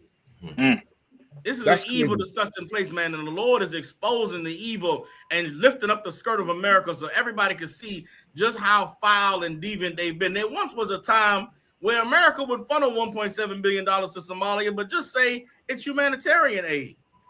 Donald Trump came in there. There's no more humanitarian aid. They exposing the reality that, yeah, we just be funneling money to these countries. There once was a time where you used to hear about, think about it, Salakia. The sad commercials with the Somalis with the flies on the eyeballs don't even come on no more. Yep. There's no more distended bellies. There's no more send $1 to help a starving child. No. 50 cents a day. They just give it to them. Let them come over here and play retarded. I mean, play Salakia. What's happening right now with Venezuela? They try to pretend like it's about drugs and it's about everybody knows y'all want that oil.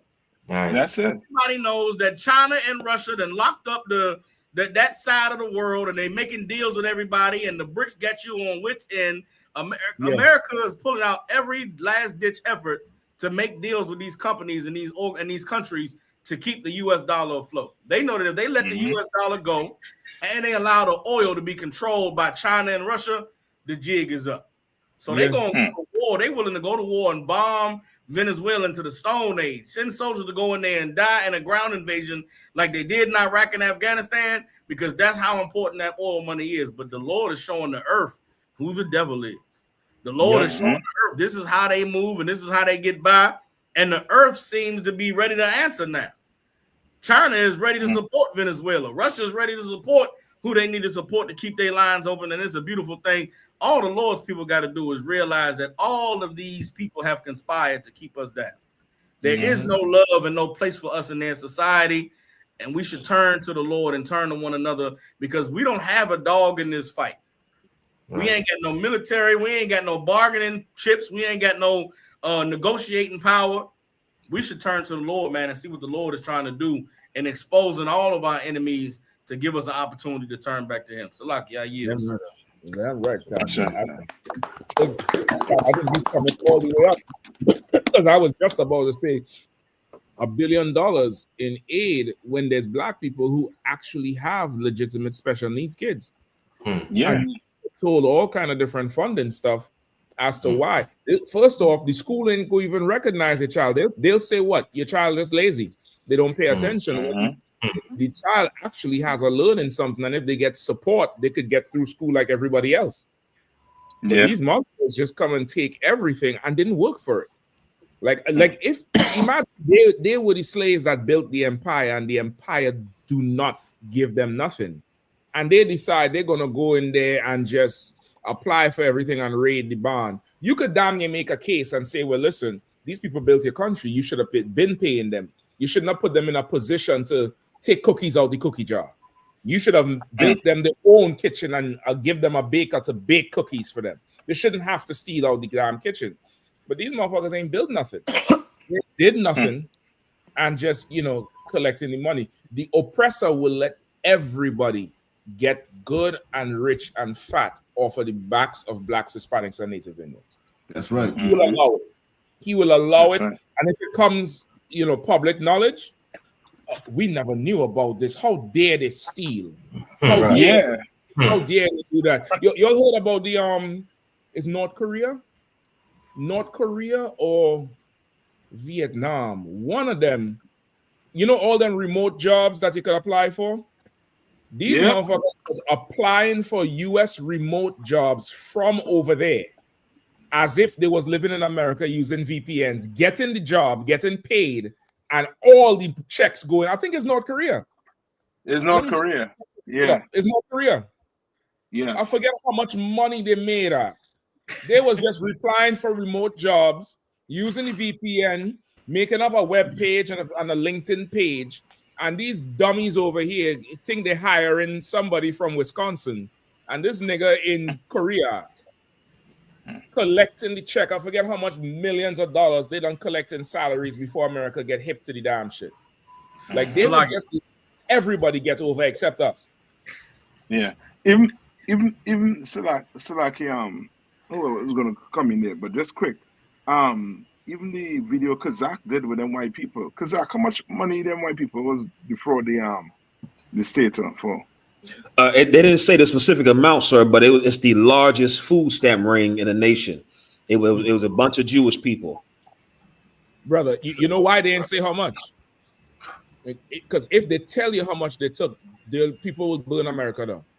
Come on. If they tell you how much they took out, the white supremacists gonna come out of the caves in Montana and just tear this place down. Mm-hmm. So like a Captain Shock, what you brought out was heavy about them remote jobs going to North Koreans, right? Imagine they sit at a computer creating a profile, using VPN to make their thing ping like they can in America. Meanwhile, we press our kids to go to college. Press our kids to get ACT scores and SAT scores, and then go and take a loan out for $200,000 for a 4-year university, and then you graduate from the college and got the degree and can't get a job in your field. Meanwhile, Kim Jong-un and all of his cousins is over there in North Korea, never went to college, never went to school, applying for a job and using the thing and getting all the money. Fake resumes, everything. Fake resume, all of that. You black, you got to go. It's brothers. I know brothers now be on ChatGPT practicing for job interviews. I got to interview tomorrow for this company and this thing. What questions do I got to prepare for? You go practice with ChatGPT and ChatGPT tell you, nah, that's not good enough. You don't get the job, bro. You just running back one more time. You practicing with ChatGPT for the job interview. Meanwhile, you know, Kim Chung is over there typing it in, ain't got to sit and see nobody. He go in there and type some shit, and then he got to program a job. So like, yeah, it's just crazy. Listen, it's crazy. Hold on, let me show you if people think I made this shit up. This is Business Insider report from June 2025. That's the day, July 2025. Over 100 U.S. companies hiring remote workers ending up funding Kim Jong-un's weapons programs, Department of Justice says. That's crazy. That's crazy. Yeah. Listen, Don, you know it, Don. You go to an interview, you're overqualified. You're underqualified. You need this job. It's not a good fit for you. Meanwhile, you hiring some remote bandit, some remote stagecoach robber. This nigga buying missiles with your salary. If I could, Cap, and it just shows the hypocrisy of America. Come on, and it shows that there is no real meritocracy in America, because just like you said, okay, we go to school, we get the degree, we get the qualifications, but you get to the job, you're overqualified, or you're not just a good fit. What does a good fit look like? Because according to this, I have the degree, I have all the qualifications. What do you mean I'm not a good fit? Like that, like it showed. Like once again, we're being priced, we're being blocked. Even in the technological age, it's used against. It's using it against us, and it's an advantage for the heathens. Because think about it. Like, okay, if you think that, man, we did all this education, and we've been here, we doing this, and you still like Kim Jong-un, he has a army of people behind computers getting remote jobs. Yeah, like that's crazy. You know what I'm saying? But it just goes to show that this empire, man. Like once again, we living in the shadows of Egypt, man. It's a shadow government when it comes to us. You know what I'm saying? Like everything, it's like the Matrix. It's like everything we see. You think it's more to it than meets the eye. You know what I'm saying? The Lord is ripping the veil. He ripping the veil for you, let you see how power actually works in this kingdom. And how they move resources from one. I mean, I just think about like what happened with Mississippi with the food stamp with Brett Favre and all those things. They've been robbing the white people been robbing the federal government down south for years. It's almost like they're paying a Confederate tax for the Civil War, and they know they've been doing it. So these types of stories, I mean, it's monumental. And think about the job market now. Come on, man. Think about how hard it is to get a job now. And you think about, like you said, all these remote jobs going to overseas to these heathens who actually are enemies of America, but they outsmarted America using technology. Using VPN and things like that. I mean, it's warfare on different levels. There's more than one way to fight a war. You know what I'm saying? They fighting it on all fronts. It ain't just physical. So like I That's right. And just to add to what Captain Kahan saying too, with what he said. Yeah, I mean, like what I don't understand is this. You know what I mean? If you're going based on merit and stuff, right? How in the hell you could tell me your presidency, there's the criteria is not a degree or something? Like, you know what I mean? Like you have Donald Trump who, you know what I mean, who is, you know what I mean, who is not smart at all. And he's running a country. Now I see why this place is being run the way it run. Because you putting a bunch of dumb people in charge. People who have, you know what I mean, who's not what you call it again, qualified. You know what I mean? You ever heard them tell you, you have the degree, but you don't have the experience. You know what I mean? Trump have any experience? Did Bush have any experience? Trump got a bachelor's degree. You know what I mean? Yeah, we know how we get that bachelor's degree. Trust me. So like if I could, bachelor's degree come with a receipt. That's more than that. He a 34-time felon. He's an ex-convict and got elected to be president. And still doing crimes. So like I dropped the video. I dropped the video today. Did y'all see the interview that Donald Trump did on 60 Minutes about giving a pardon to the Chinese billionaire that invested in his son's cryptocurrency? No. The lady said, you just gave a pardon to Xi Jinping, and he invested $2 billion in your son's Bitcoin. Donald Trump said, here's the thing. I don't know nothing about it. Nigga, you the president that you gave him the pardon. The lady sat there and said, yeah, Xi Jinping was deep. Hey, listen, 2 years ago, this cat was found guilty of money laundering and sending money to foreign countries, allowing them to funnel money through Bitcoin, right? He got locked up, pled guilty. Donald Trump pardoned him a week after his company invested $2 billion in his son's cryptocurrency.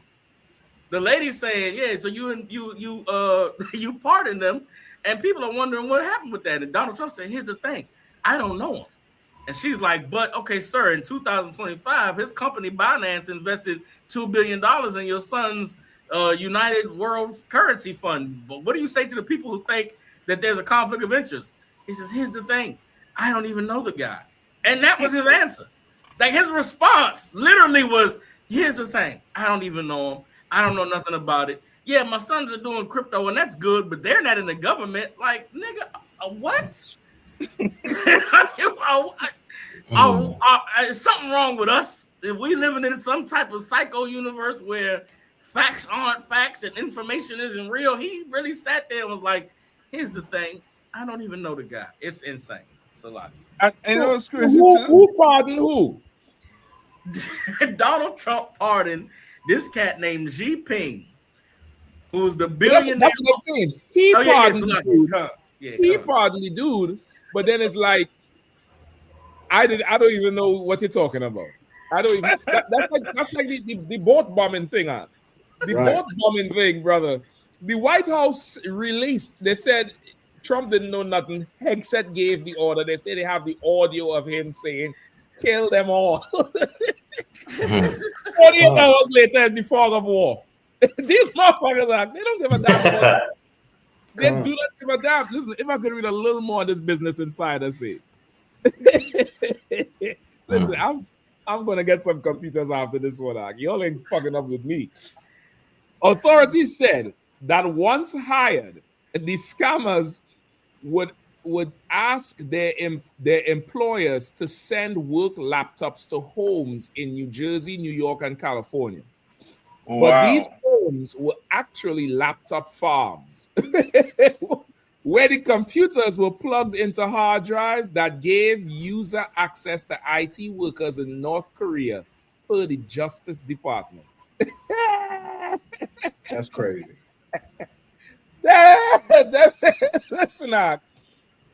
Listen, with this now, you should not arrest no young brother doing scamming no more. You shouldn't do it because you're incapable of really catching scammers at. Like, you mean to tell me this is a company in America? This is some of them is 14,500 companies. They pose online as living in the States. Give you an address. You ain't find you just sending too many laptops to this one house. Exactly.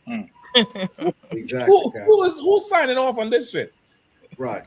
And they just collect. That means they have a network. Somebody here either renting or buying the home. Exactly. And they're getting paid. They're probably all chipping in on the mortgage because nobody living there. They just a ton of surge protectors and computers and fans and AC. And they're just working right there remotely. And they say so much money they could buy missiles for Kim Jong-un. That's right. And somehow, you know, the blackety blacks and the FBA thinking that you could go, you know, fight the heathen. The heathen is much wiser than your dumb ass. Right. Children of Mammon are wiser than the children of light. Without the Lord, brother, we really would be done for. Right. Yeah. Headed ugly Ethiopian or Somalian could come and take $1 billion out your pocket and you don't know nothing.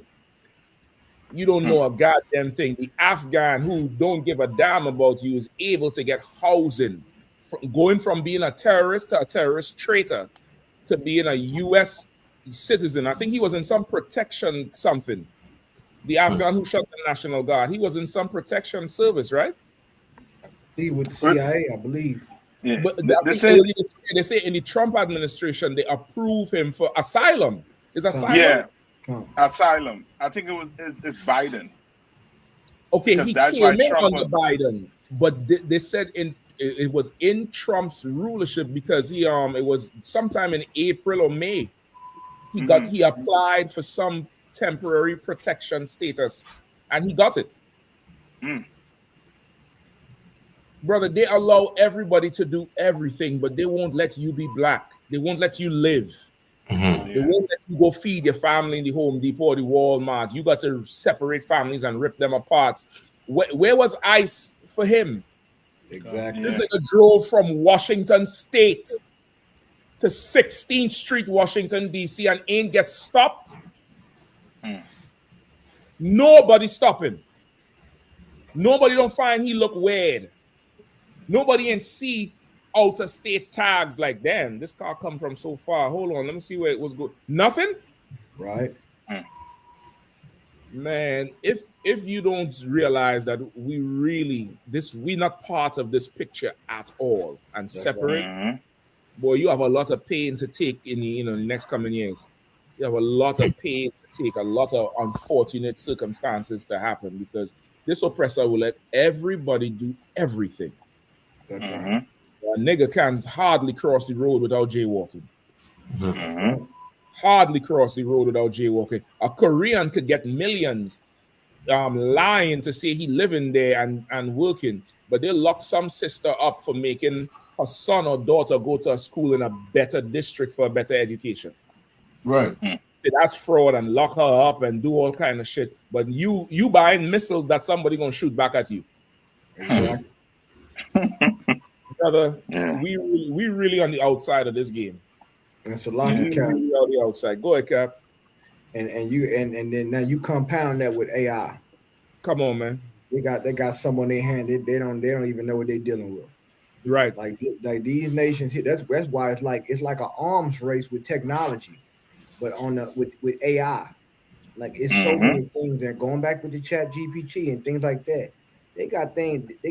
This type of programming they got, man. You can program some of these programs these people running. It'll tell you how to commit a terrorist act. It'll literally tell you how to build a bomb. I mean, all kind of illegal things. It gives you the format to. It's like a digital manifesto, if you want to be honest about it.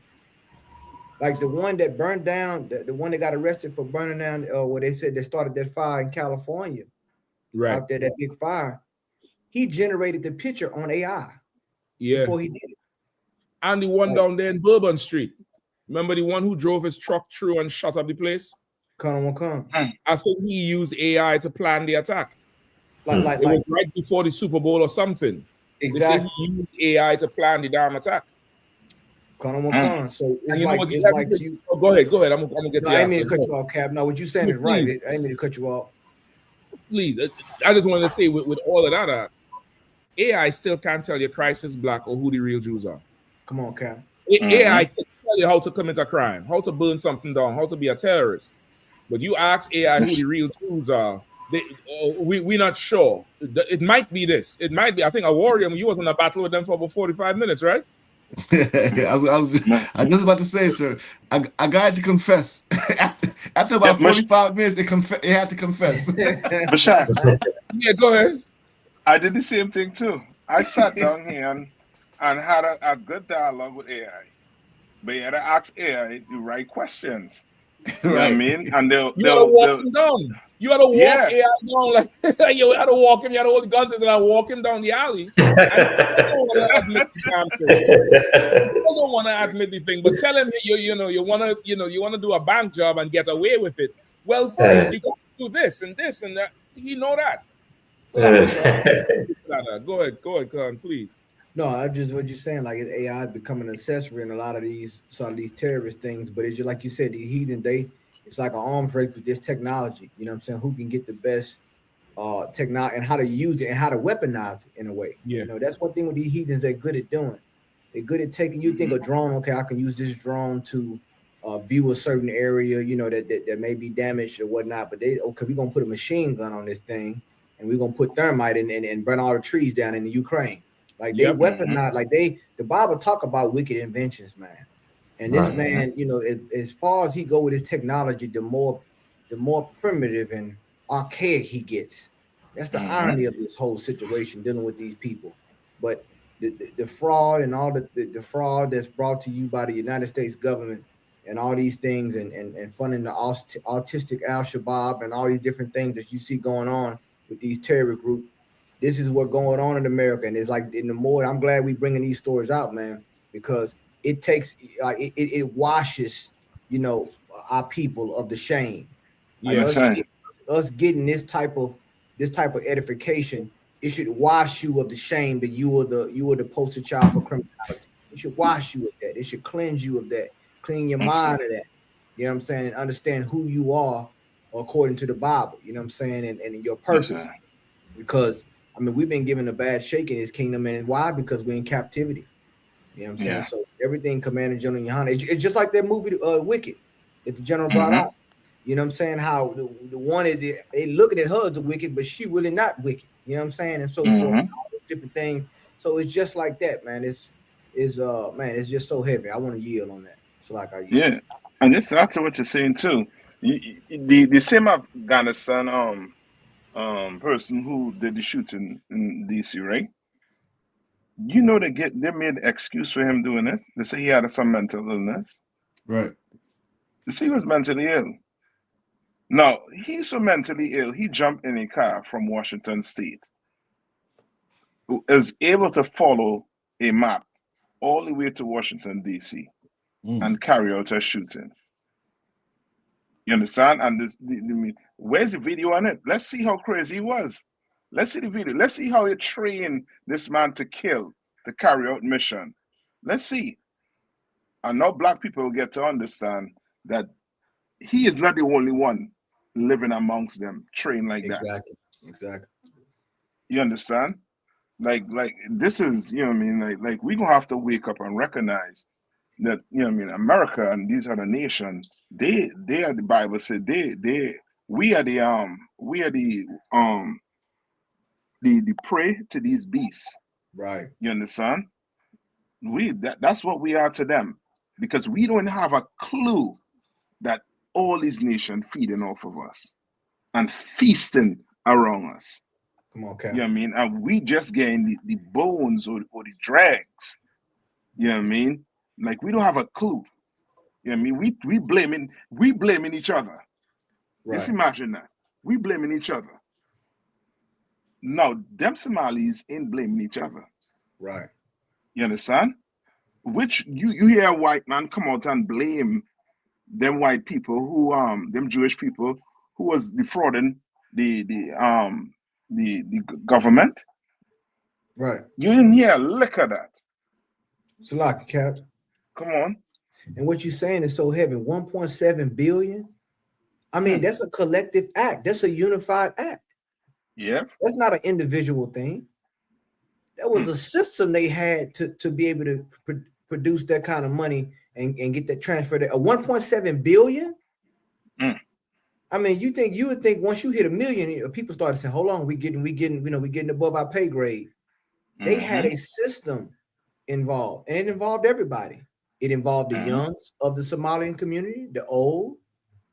You know what I'm saying? The middle age. Everybody played a part. Racism is a team sport. Right. Like we gotta stop. Right. We gotta stop acting like this. That's why we always battle these utopian addicts at camp, acting like America is a utopia. America is a place where all these nations come to compete, and they compete against us. Yep. They compete and they feed, like you said, Cap. They're feeding off us.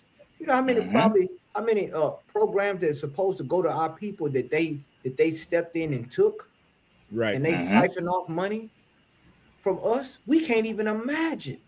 Right. That's why the Bible says the gates are gonna stay open day and night. Yeah. Yeah. Stay open all day and all night.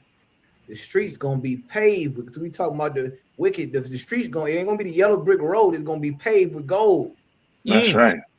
It's gonna be paved with gold, man, because of the evil and the sorcery and the witchcraft of this god doggone place, man. Yeah. You understand all this? You know them.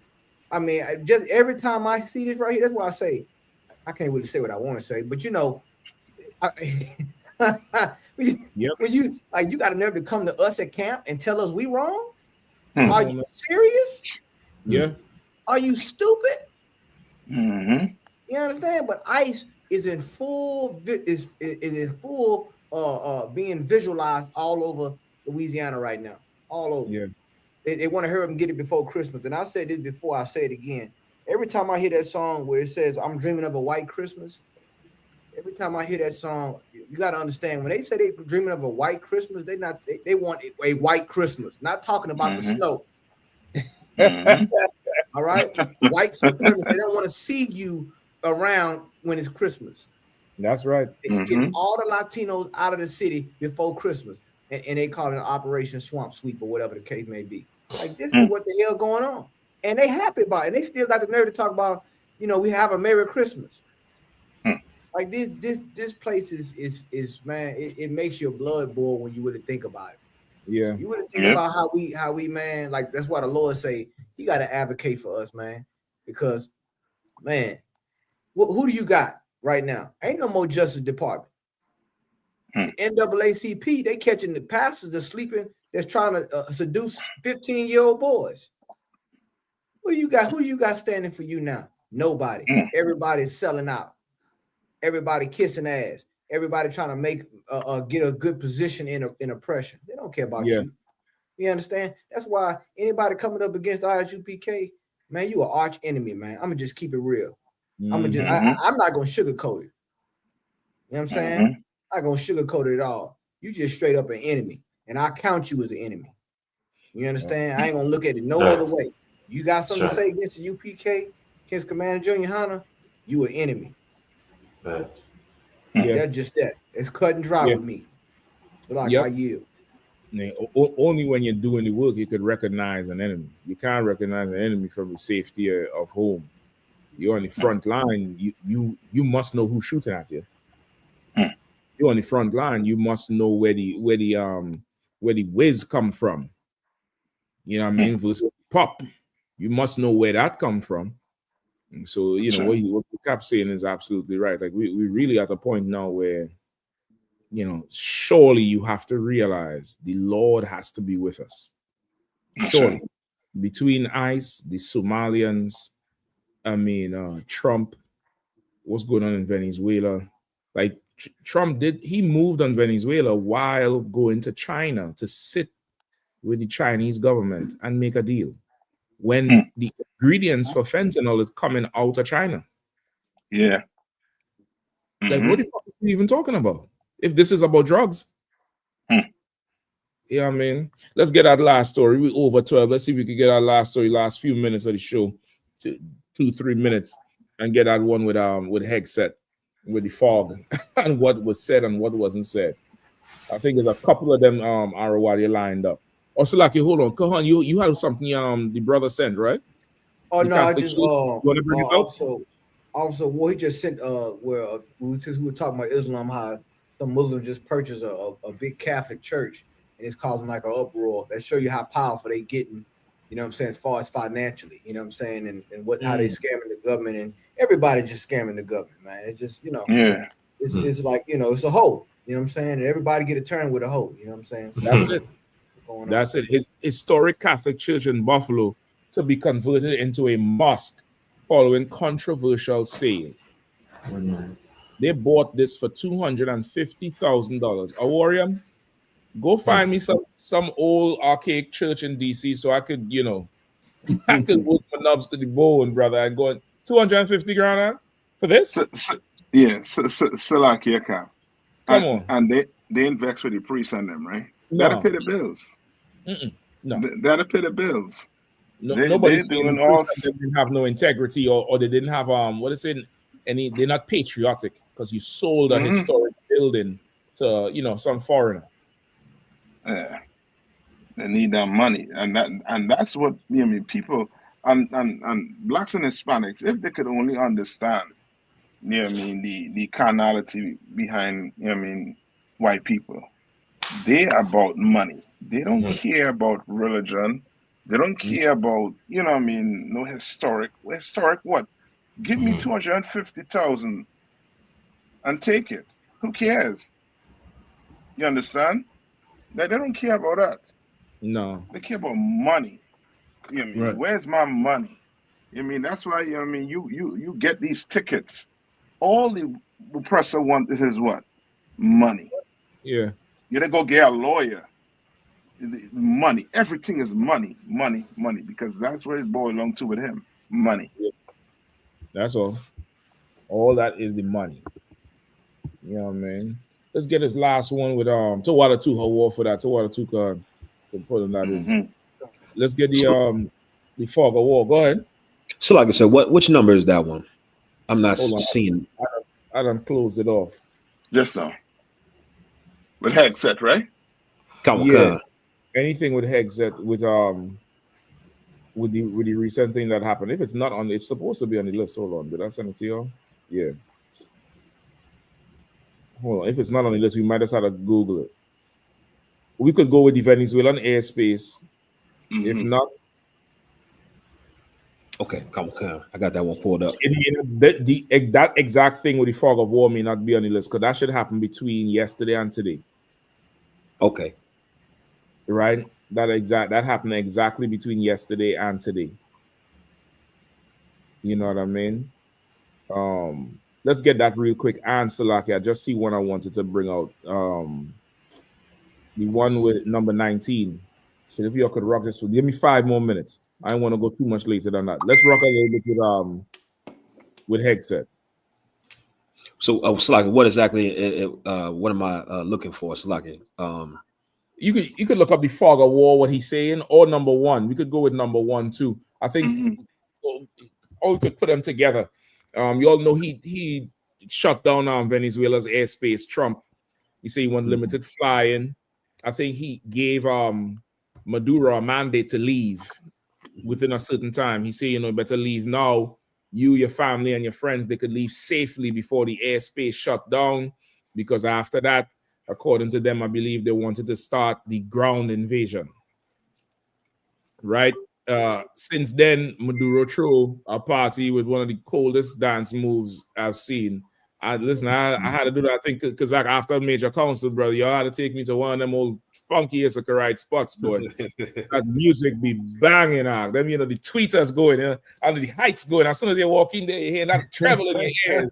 I wanna pull a Maduro. I wanna walk up there, just tap on a hip right there. I wanna do that whole thing. I want to do that thing right there. It's one right down the street from the school I did security for a couple of times called Mexico Lindo, and it's lit. Mexico, come on, we're going down. y'all ain't gonna see me till Monday. He ain't moving nowhere. He ain't going nowhere. Right. I think Kazak, check the No, I'm gonna say Kazak, check the chat there. I just put the one of the news clip if you want to. Go ahead, accept. I think after that, now let's say within the last 24 hours, they say Mexico side with Maduro against Trump and say how they support Maduro not leaving. And you know, that heathen, that's not a sister over Mexico, that's a heathen.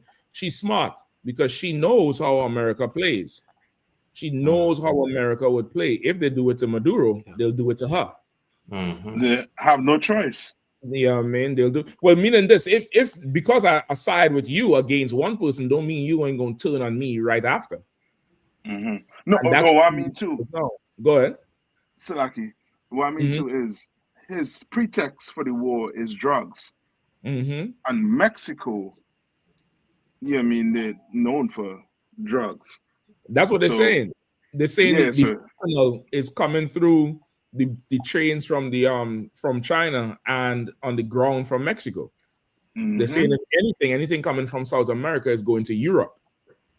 So you know whatever he's talking about is not is not war, but I think with how he's moving, those Latino countries they're going to band with Venezuela. You know, Colombia, China on the fence. That's probably why he pardoned the Honduras one, because the Honduras one say, listen, if you want an ally down there, let me go. I'll go in there and stir some shit up for you. That's exactly. I'll go in there and I'll mix the whole pot up. Don't even worry about it. Just let me go. It's the wild. So that's where he's at now with this thing. Go ahead with Hexeter. Somebody need to check the Honduran plane. Have a bag load of money going on there to start chaos. Money alone, he probably carrying about 50 cases of fentanyl. all of a sudden, fentanyl show up, on route through Honduras. All right. Just read a little bit later. We get to 19. Go ahead. Hegseth cites fog of war in defending follow-on strike on alleged drug boat. Defense Secretary Pete Hegseth on Tuesday cited the fog of war in defending a follow-up strike on an alleged drug-carrying boat in the Caribbean Sea in early September.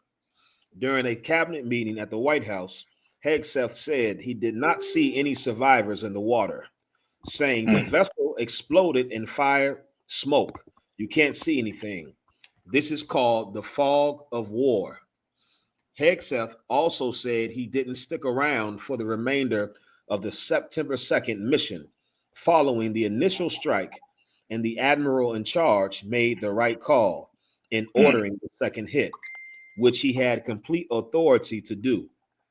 Lawmakers have opened investigations following a Washington Post report that Hegseth issued a verbal order to kill everybody on the boat. The first vessel hit in the Trump administration's counter-drug campaign in the Caribbean and Eastern Pacific Ocean that has grown to over 20 known strikes and more than 80 dead. The U.S. also has built up its largest military presence in the region in generations, and many see the actions as a tactic to pressure Venezuelan President Nicolas Maduro to resign. While several legal experts have told the Associated Press they believe the second strike violated peacetime laws and those governing armed conflict. The Pentagon's own manual on the laws of armed conflict also specifically cites striking survivors of a sunken ship as being patently illegal. Orders to fire upon the shipwrecked would be clearly illegal, the manual says. President Donald Trump on Tuesday distanced himself from the secondary strike, which the news report said killed 2 survivors who were clinging to the wreckage. Trump said he didn't know anything and that he still hasn't gotten a lot of information because I rely on Pete, referencing Hegseth, when asked if he supported the second strike. I didn't know anything about people. I wasn't involved in it, he added.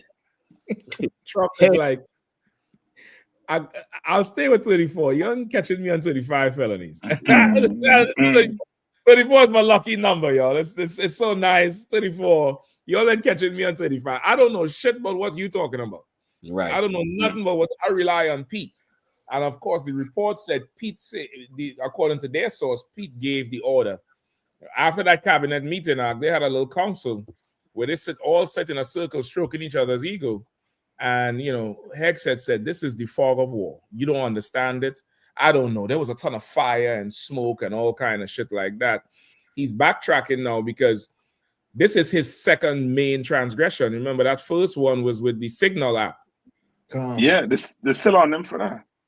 It come back up because for a while I wasn't hearing shit. But this thing come back up.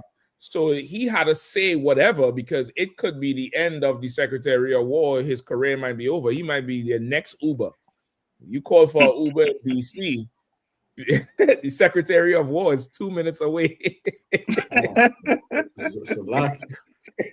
They might put him on the bread line over this one. Go ahead, Cap. No, so like I was looking at someone excerpt on the New York Times where this person that was a former chair of the Department of National Security, and this is what they said, quote, based on what happened. They said for the top two civilians in the Pentagon and the White House to effectively wash their hands of it and claim no responsibility while simultaneously saying that they stand by the decision goes against any kind of ideals of responsible command.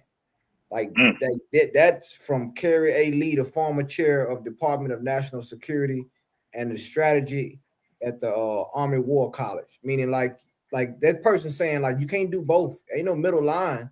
If it's a fog of war, it's blood there. So you gonna either that how you gonna say you wash your hands? So you want to be like Pilate. You want to wash your hands, but then stand by the decision. Right. Like it don't work like that. You understand? Like they committing war crimes, man. Like and land, sea, and air. Like this right here it's gonna get ugly, man. It's gonna get ugly because they definitely in the red. They in the red with this one.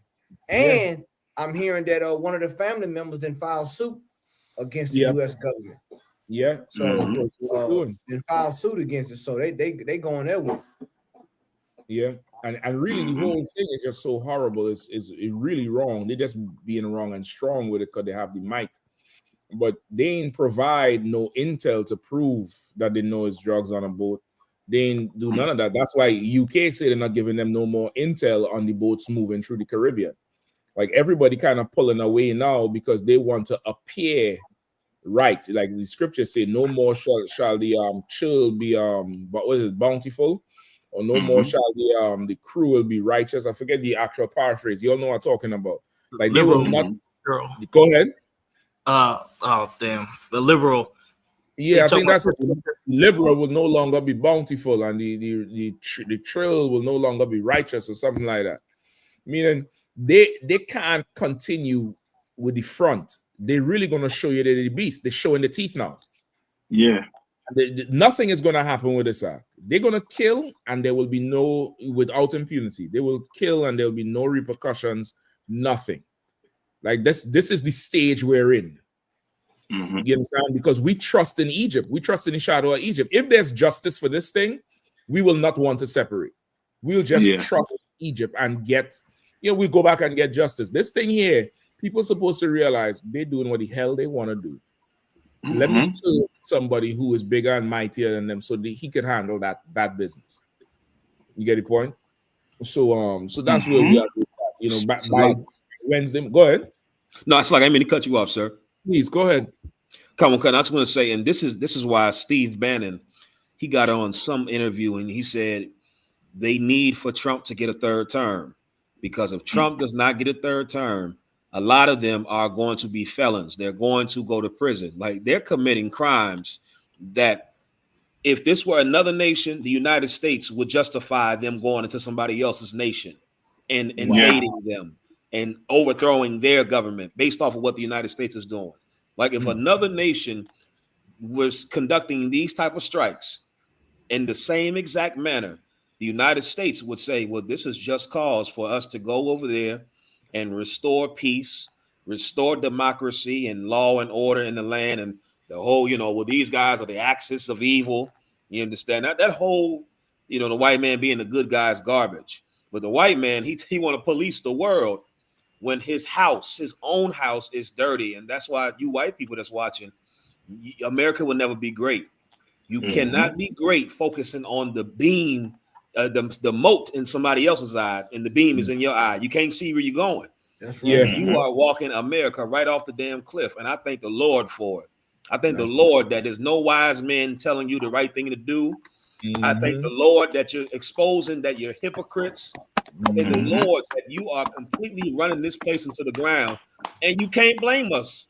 I think the Lord Colin Powell not in there no more. You know what I'm saying? Rise again, Colin Powell. Yeah, right. The nigga is not in there for you to put that on him, because for sure Donald Trump don't want to claim credit.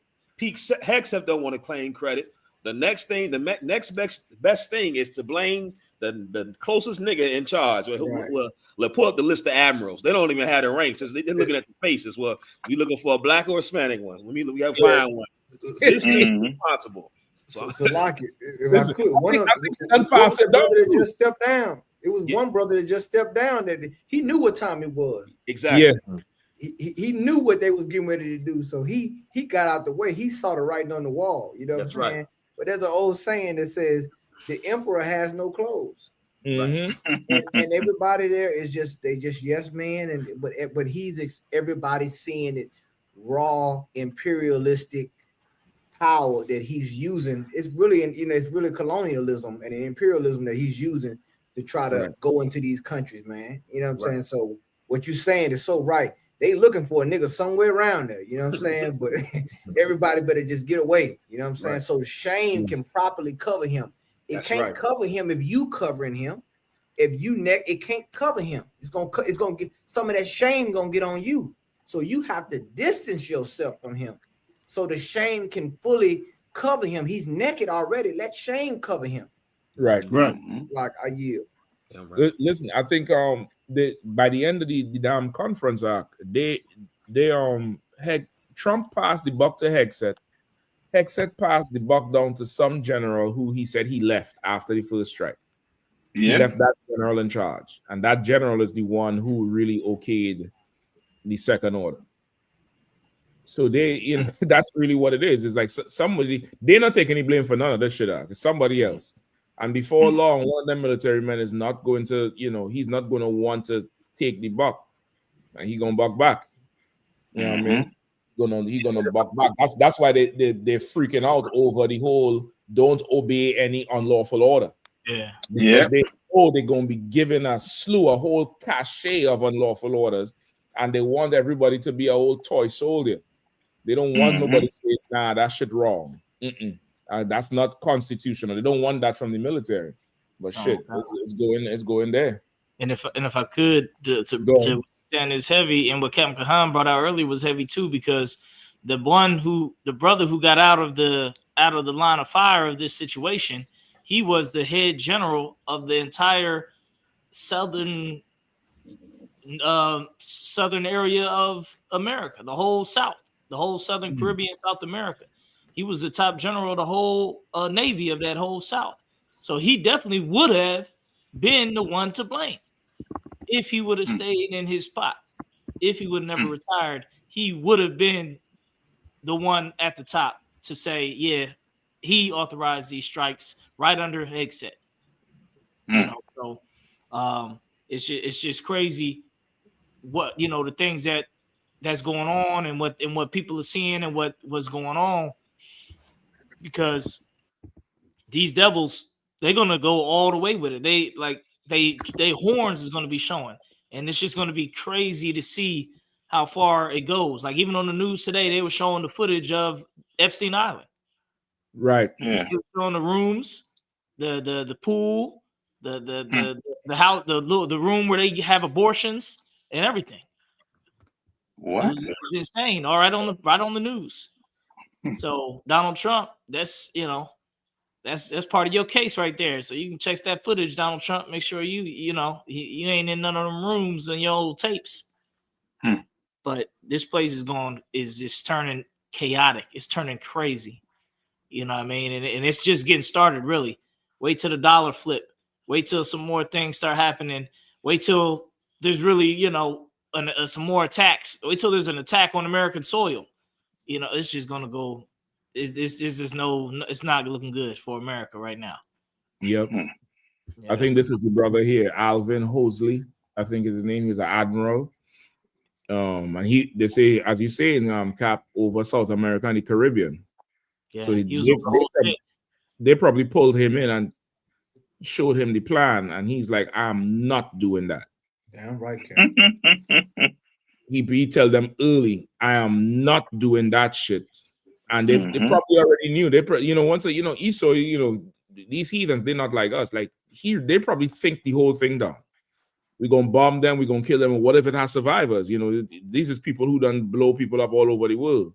American public, they ain't gonna go for that. They're gonna blame Trump. Well, listen, if it get too hot, I'll blame Pete.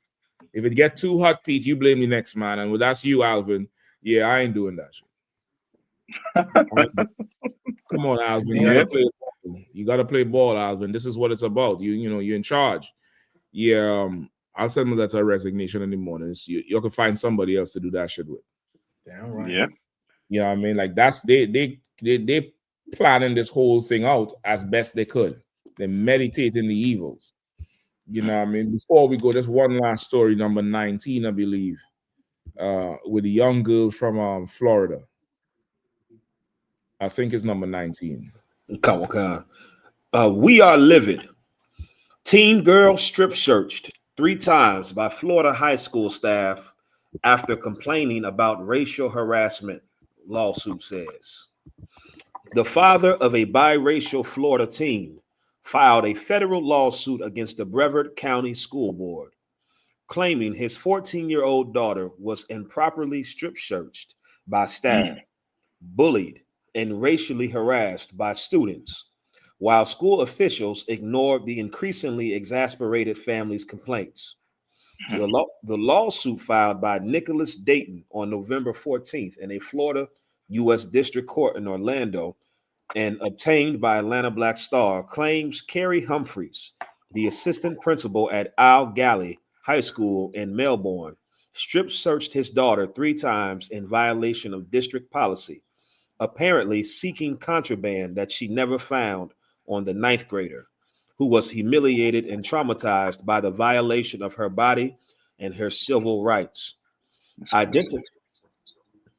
Identified in the complaint as MD, the girl is an honor student with a 3.8 GPA who moved to Melbourne in 2023 and entered L.B. Johnson Middle School, where she faced daily harassment from a male student who allegedly called her and other female and minority students misogynistic and racial slurs over several months beginning in August 2023.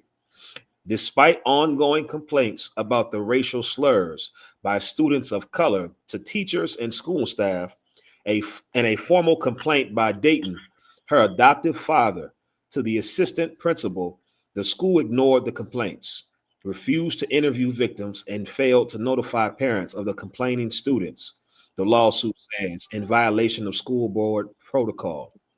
By March of 2024, the inaction of school and board officials prompted the Daytons to file a complaint with the U.S. Department of Education against Brevard County Schools for failing to protect students of color and for falsifying documents regarding the reporting of violence and bullying. The district had falsely reported the number of bullying cases as 0 as far back as 2019, the filing claims. Their complaint to the feds deemed the Daytons as whistleblowers by the school board and led to retaliation against the girl and her family, the lawsuit says. In August of 2024, MD began 9th grade at All Galley High School, where she continued to be bullied and harassed by students and subjected to disparaging comments by staff for unknown reasons, the complaint alleges. Coleman Watson, the attorney representing the plaintiffs, told Atlanta Black Star that MD was called nigger and black monkey repeatedly by other students in both middle school and high school, and was also bullied as the new kid who dressed differently. The girl continued to maintain her honor student status in high school, the complaint says, but some teachers apparently doubted her work and gave her lower grades until she and her parents were forced to prove that she actually did the assignments herself. Brother, this here is not far-fetched. I done experienced that shit already. I done experienced that shit myself already and had to keep a full cool head about missing assignments, and this wasn't submitted, and the motherfucking thing was. Again, if you don't understand, we need to separate ourselves from these people and you know, have our own. Like this article gets more even heinous. I think they made up because of the lawsuit, the school made up a lie that the girl said her father impregnated her. The girl had to write a letter saying she never said that shit. Wow. They strip searched the girl one time. They said the second time they pull her in, they said there's some rumor, some contraband or drugs or some she carrying. They strip searched her with a man and a male in there, and they had her raise her shirt up and shake her breasts to prove that she had nothing under her breast. Akim Salakia, you'll pay your tithes, pay your Passover fee, come to Houston April 4th, brother, because, brother, we ain't having a conversation after this one. We ain't having a conversation after this thing here. There's no explanation for this, you know, right here. That's right. That's right. There's not. There's no explanation for this thing right here. You go how to boss your children in after that thing. I don't know how, you know, how we coming back after that. What am I explaining to her after that? After I dropped her off there, and I said you could go there and you could trust these people and it's okay. What am I explaining to her at that point? Like how we reconciling this thing? I don't know. Only the Lord alone knows, brother. That's Pay right. your goddamn tithes. That's what you need to do. If this story angered you, go pay your tithes. Go drop that 10% tonight. Fuck the electric company. Fuck the gas company. Who gives a damn? They could wait on that thing. Pay your tithes. Support the truth, man. Follow Command and General Yahanna and the men he put to teach this word out so everybody could now turn from America, turn from everything else that's against the Lord, because we need the Lord's protection right now. That's right. We need the Lord's protection. We need to provoke the Lord to put a spirit on these heathens that when they look at us, they see the same thing they would see when they see some little Jewish boy with a yarmulke or some Jewish girl with a bar mitzvah. I know I cannot touch this one. Salaki, Cap. Okay. Like what you're saying is so heavy. Don't defraud your government. Don't That's right. your government. Because we don't close. Thank you. We don't close. Salaki, I yield. We don't close. Don't defraud this one. Go ahead, Khan. Salaki, brother. No, that's all I want to say. When you were saying pay your tithes and the Passover fund, like I just wanted, like what you just said, is so heavy. Like they defraud, like don't defraud your, don't cheat your government. Don't cheat your government for this kingdom. That's right. Because you see what they giving. This kingdom is giving you nothing. Yeah, it's giving you the blame. Like what Captain Mashak said, I stand on it 1,000 pounds on what he just said. Do what you're supposed to do to help fund your government. Right. Like Right. That's right. Because we for sure need it. That girl shouldn't have to go to no school where they do that to her. And this is another thing. You got to come up in here and learn how to raise your children. Gone are the days of trusting the oppressor, man. That's right. You have to your children. Like, you know, the Democrats will tell you, learn how to talk to a cop. Learn how to talk to everybody. That's right. You in a room and they're telling you take your clothes off. I ain't taking shit off. That's right. Fuck is wrong with you? If it come off, they had to rip it off your child. That's right. You have to prepare them, Mark. You have to prepare them like, damn near like, how am I going to explain to my parents me obeying them doing something wrong? You had to give them the strength that we never had. Right. You have to give them that as they're 13, 14, 15 going to school, because these bastards, brother, the article said she had to lift her shirt up, lift the bra, and shake her breast. Brother, listen, Salaki, sir. Go ahead. I can't even go on, brother. Salaki, go ahead. Come on. So I got a daughter, and we and again, when we saying this is not blaming the father or this girl at all, because these people that did this, from the bullier to the school board, the people that did the search, they're devils. That's the right. The angels are bearing record of these transgressions, and these sins have reached into the Lord. That's what the Bible says. And they think they're gonna get away with this. You're gonna answer for all of this. But because of the UPK, I've learned to, equip my daughter with as much as I can, and we go through certain drills. You understand? I tell her, so what happens if somebody call you a nigger? You understand? Like, what you gonna say? Like, we go through it, and our teachers, like, you tell them, and you're a white devil, and God hates you, and you're dirty. That's right. And say it loud. Say it loud. And just keep saying it. You understand? Like, and my mom heard it. She a Christian, and it's like that to her. It's just like, oh no, these niggas they off the deep end. But I was telling her, it's like, you told us in school to kill them with kindness and to pray for them. And that shit put us at a disadvantage, believing that bullshit. That shit put us at a disadvantage, not being able to properly address and handle the warfare that's being waged against us. That's so right. While we going to school with arms wide open, trying to love, we are suffering real attacks from real people. You understand? So I thank the Lord for the UPK, because that Martin Luther King dream garbage that y'all still trying to push on us, that shit is done, man. It's over with. Yeah. It's over with. It's a new nigga on the earth, and it's righteous. You understand? It's righteous. You should teach your children, you understand, the truth and the reality. Give them practical knowledge. That's right. On how to live. You understand? I teach my daughter. You understand? It's no friends. You understand? Your friends are in here. That's you understand? Right. You go into school and amongst enemies, and you have to go, and you're there to learn as much as you can amongst enemies. And conduct yourself just like that. Even she had a teacher she loved so much last year, some white lady. And it bothered me that she loved the teacher so much. I'm questioning, I was like, so what is it about this teacher?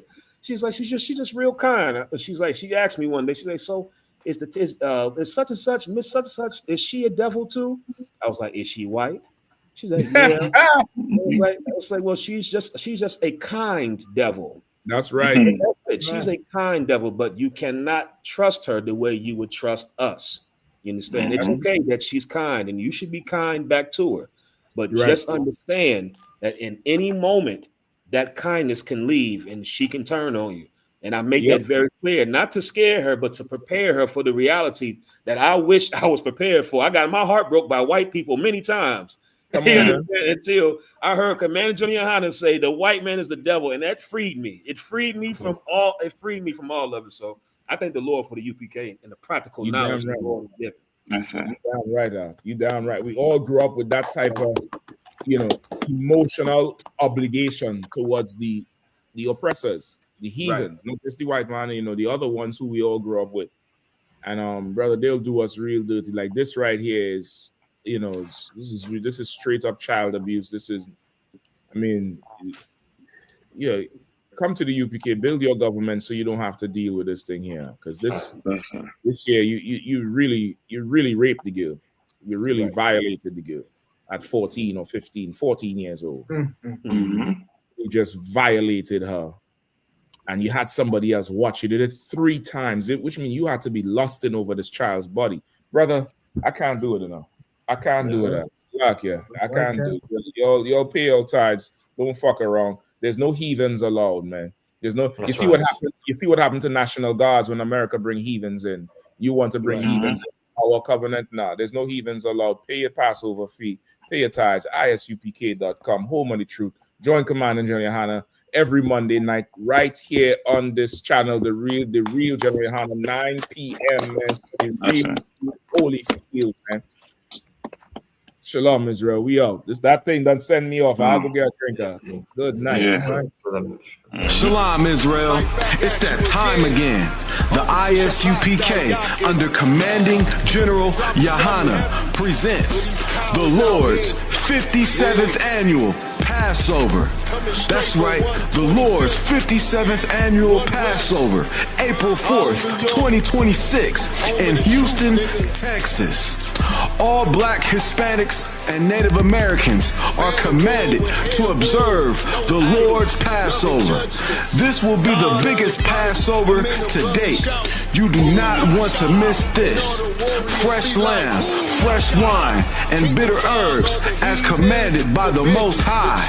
Only $200 per person ages 17 and up. The biggest event of the year. There is only one Passover, and it's under Commanding General Yahanna. See you there, Israel. Shalom. Nobody else there to compare to. Train for war, men of war, and warlike apparel. Prefer our leaders, can't get between us. Watch where you stepping. Hey, listen, brothers and sisters, man. If you like what you hear, hit the subscribe button, man. Subscribe to this channel. And also, please, go to isupk.com and pay your tithe. Drop me some cash so we can move around this planet like we need to, man, and do the things we need to do. They're one West. They're one West. They're one West. They're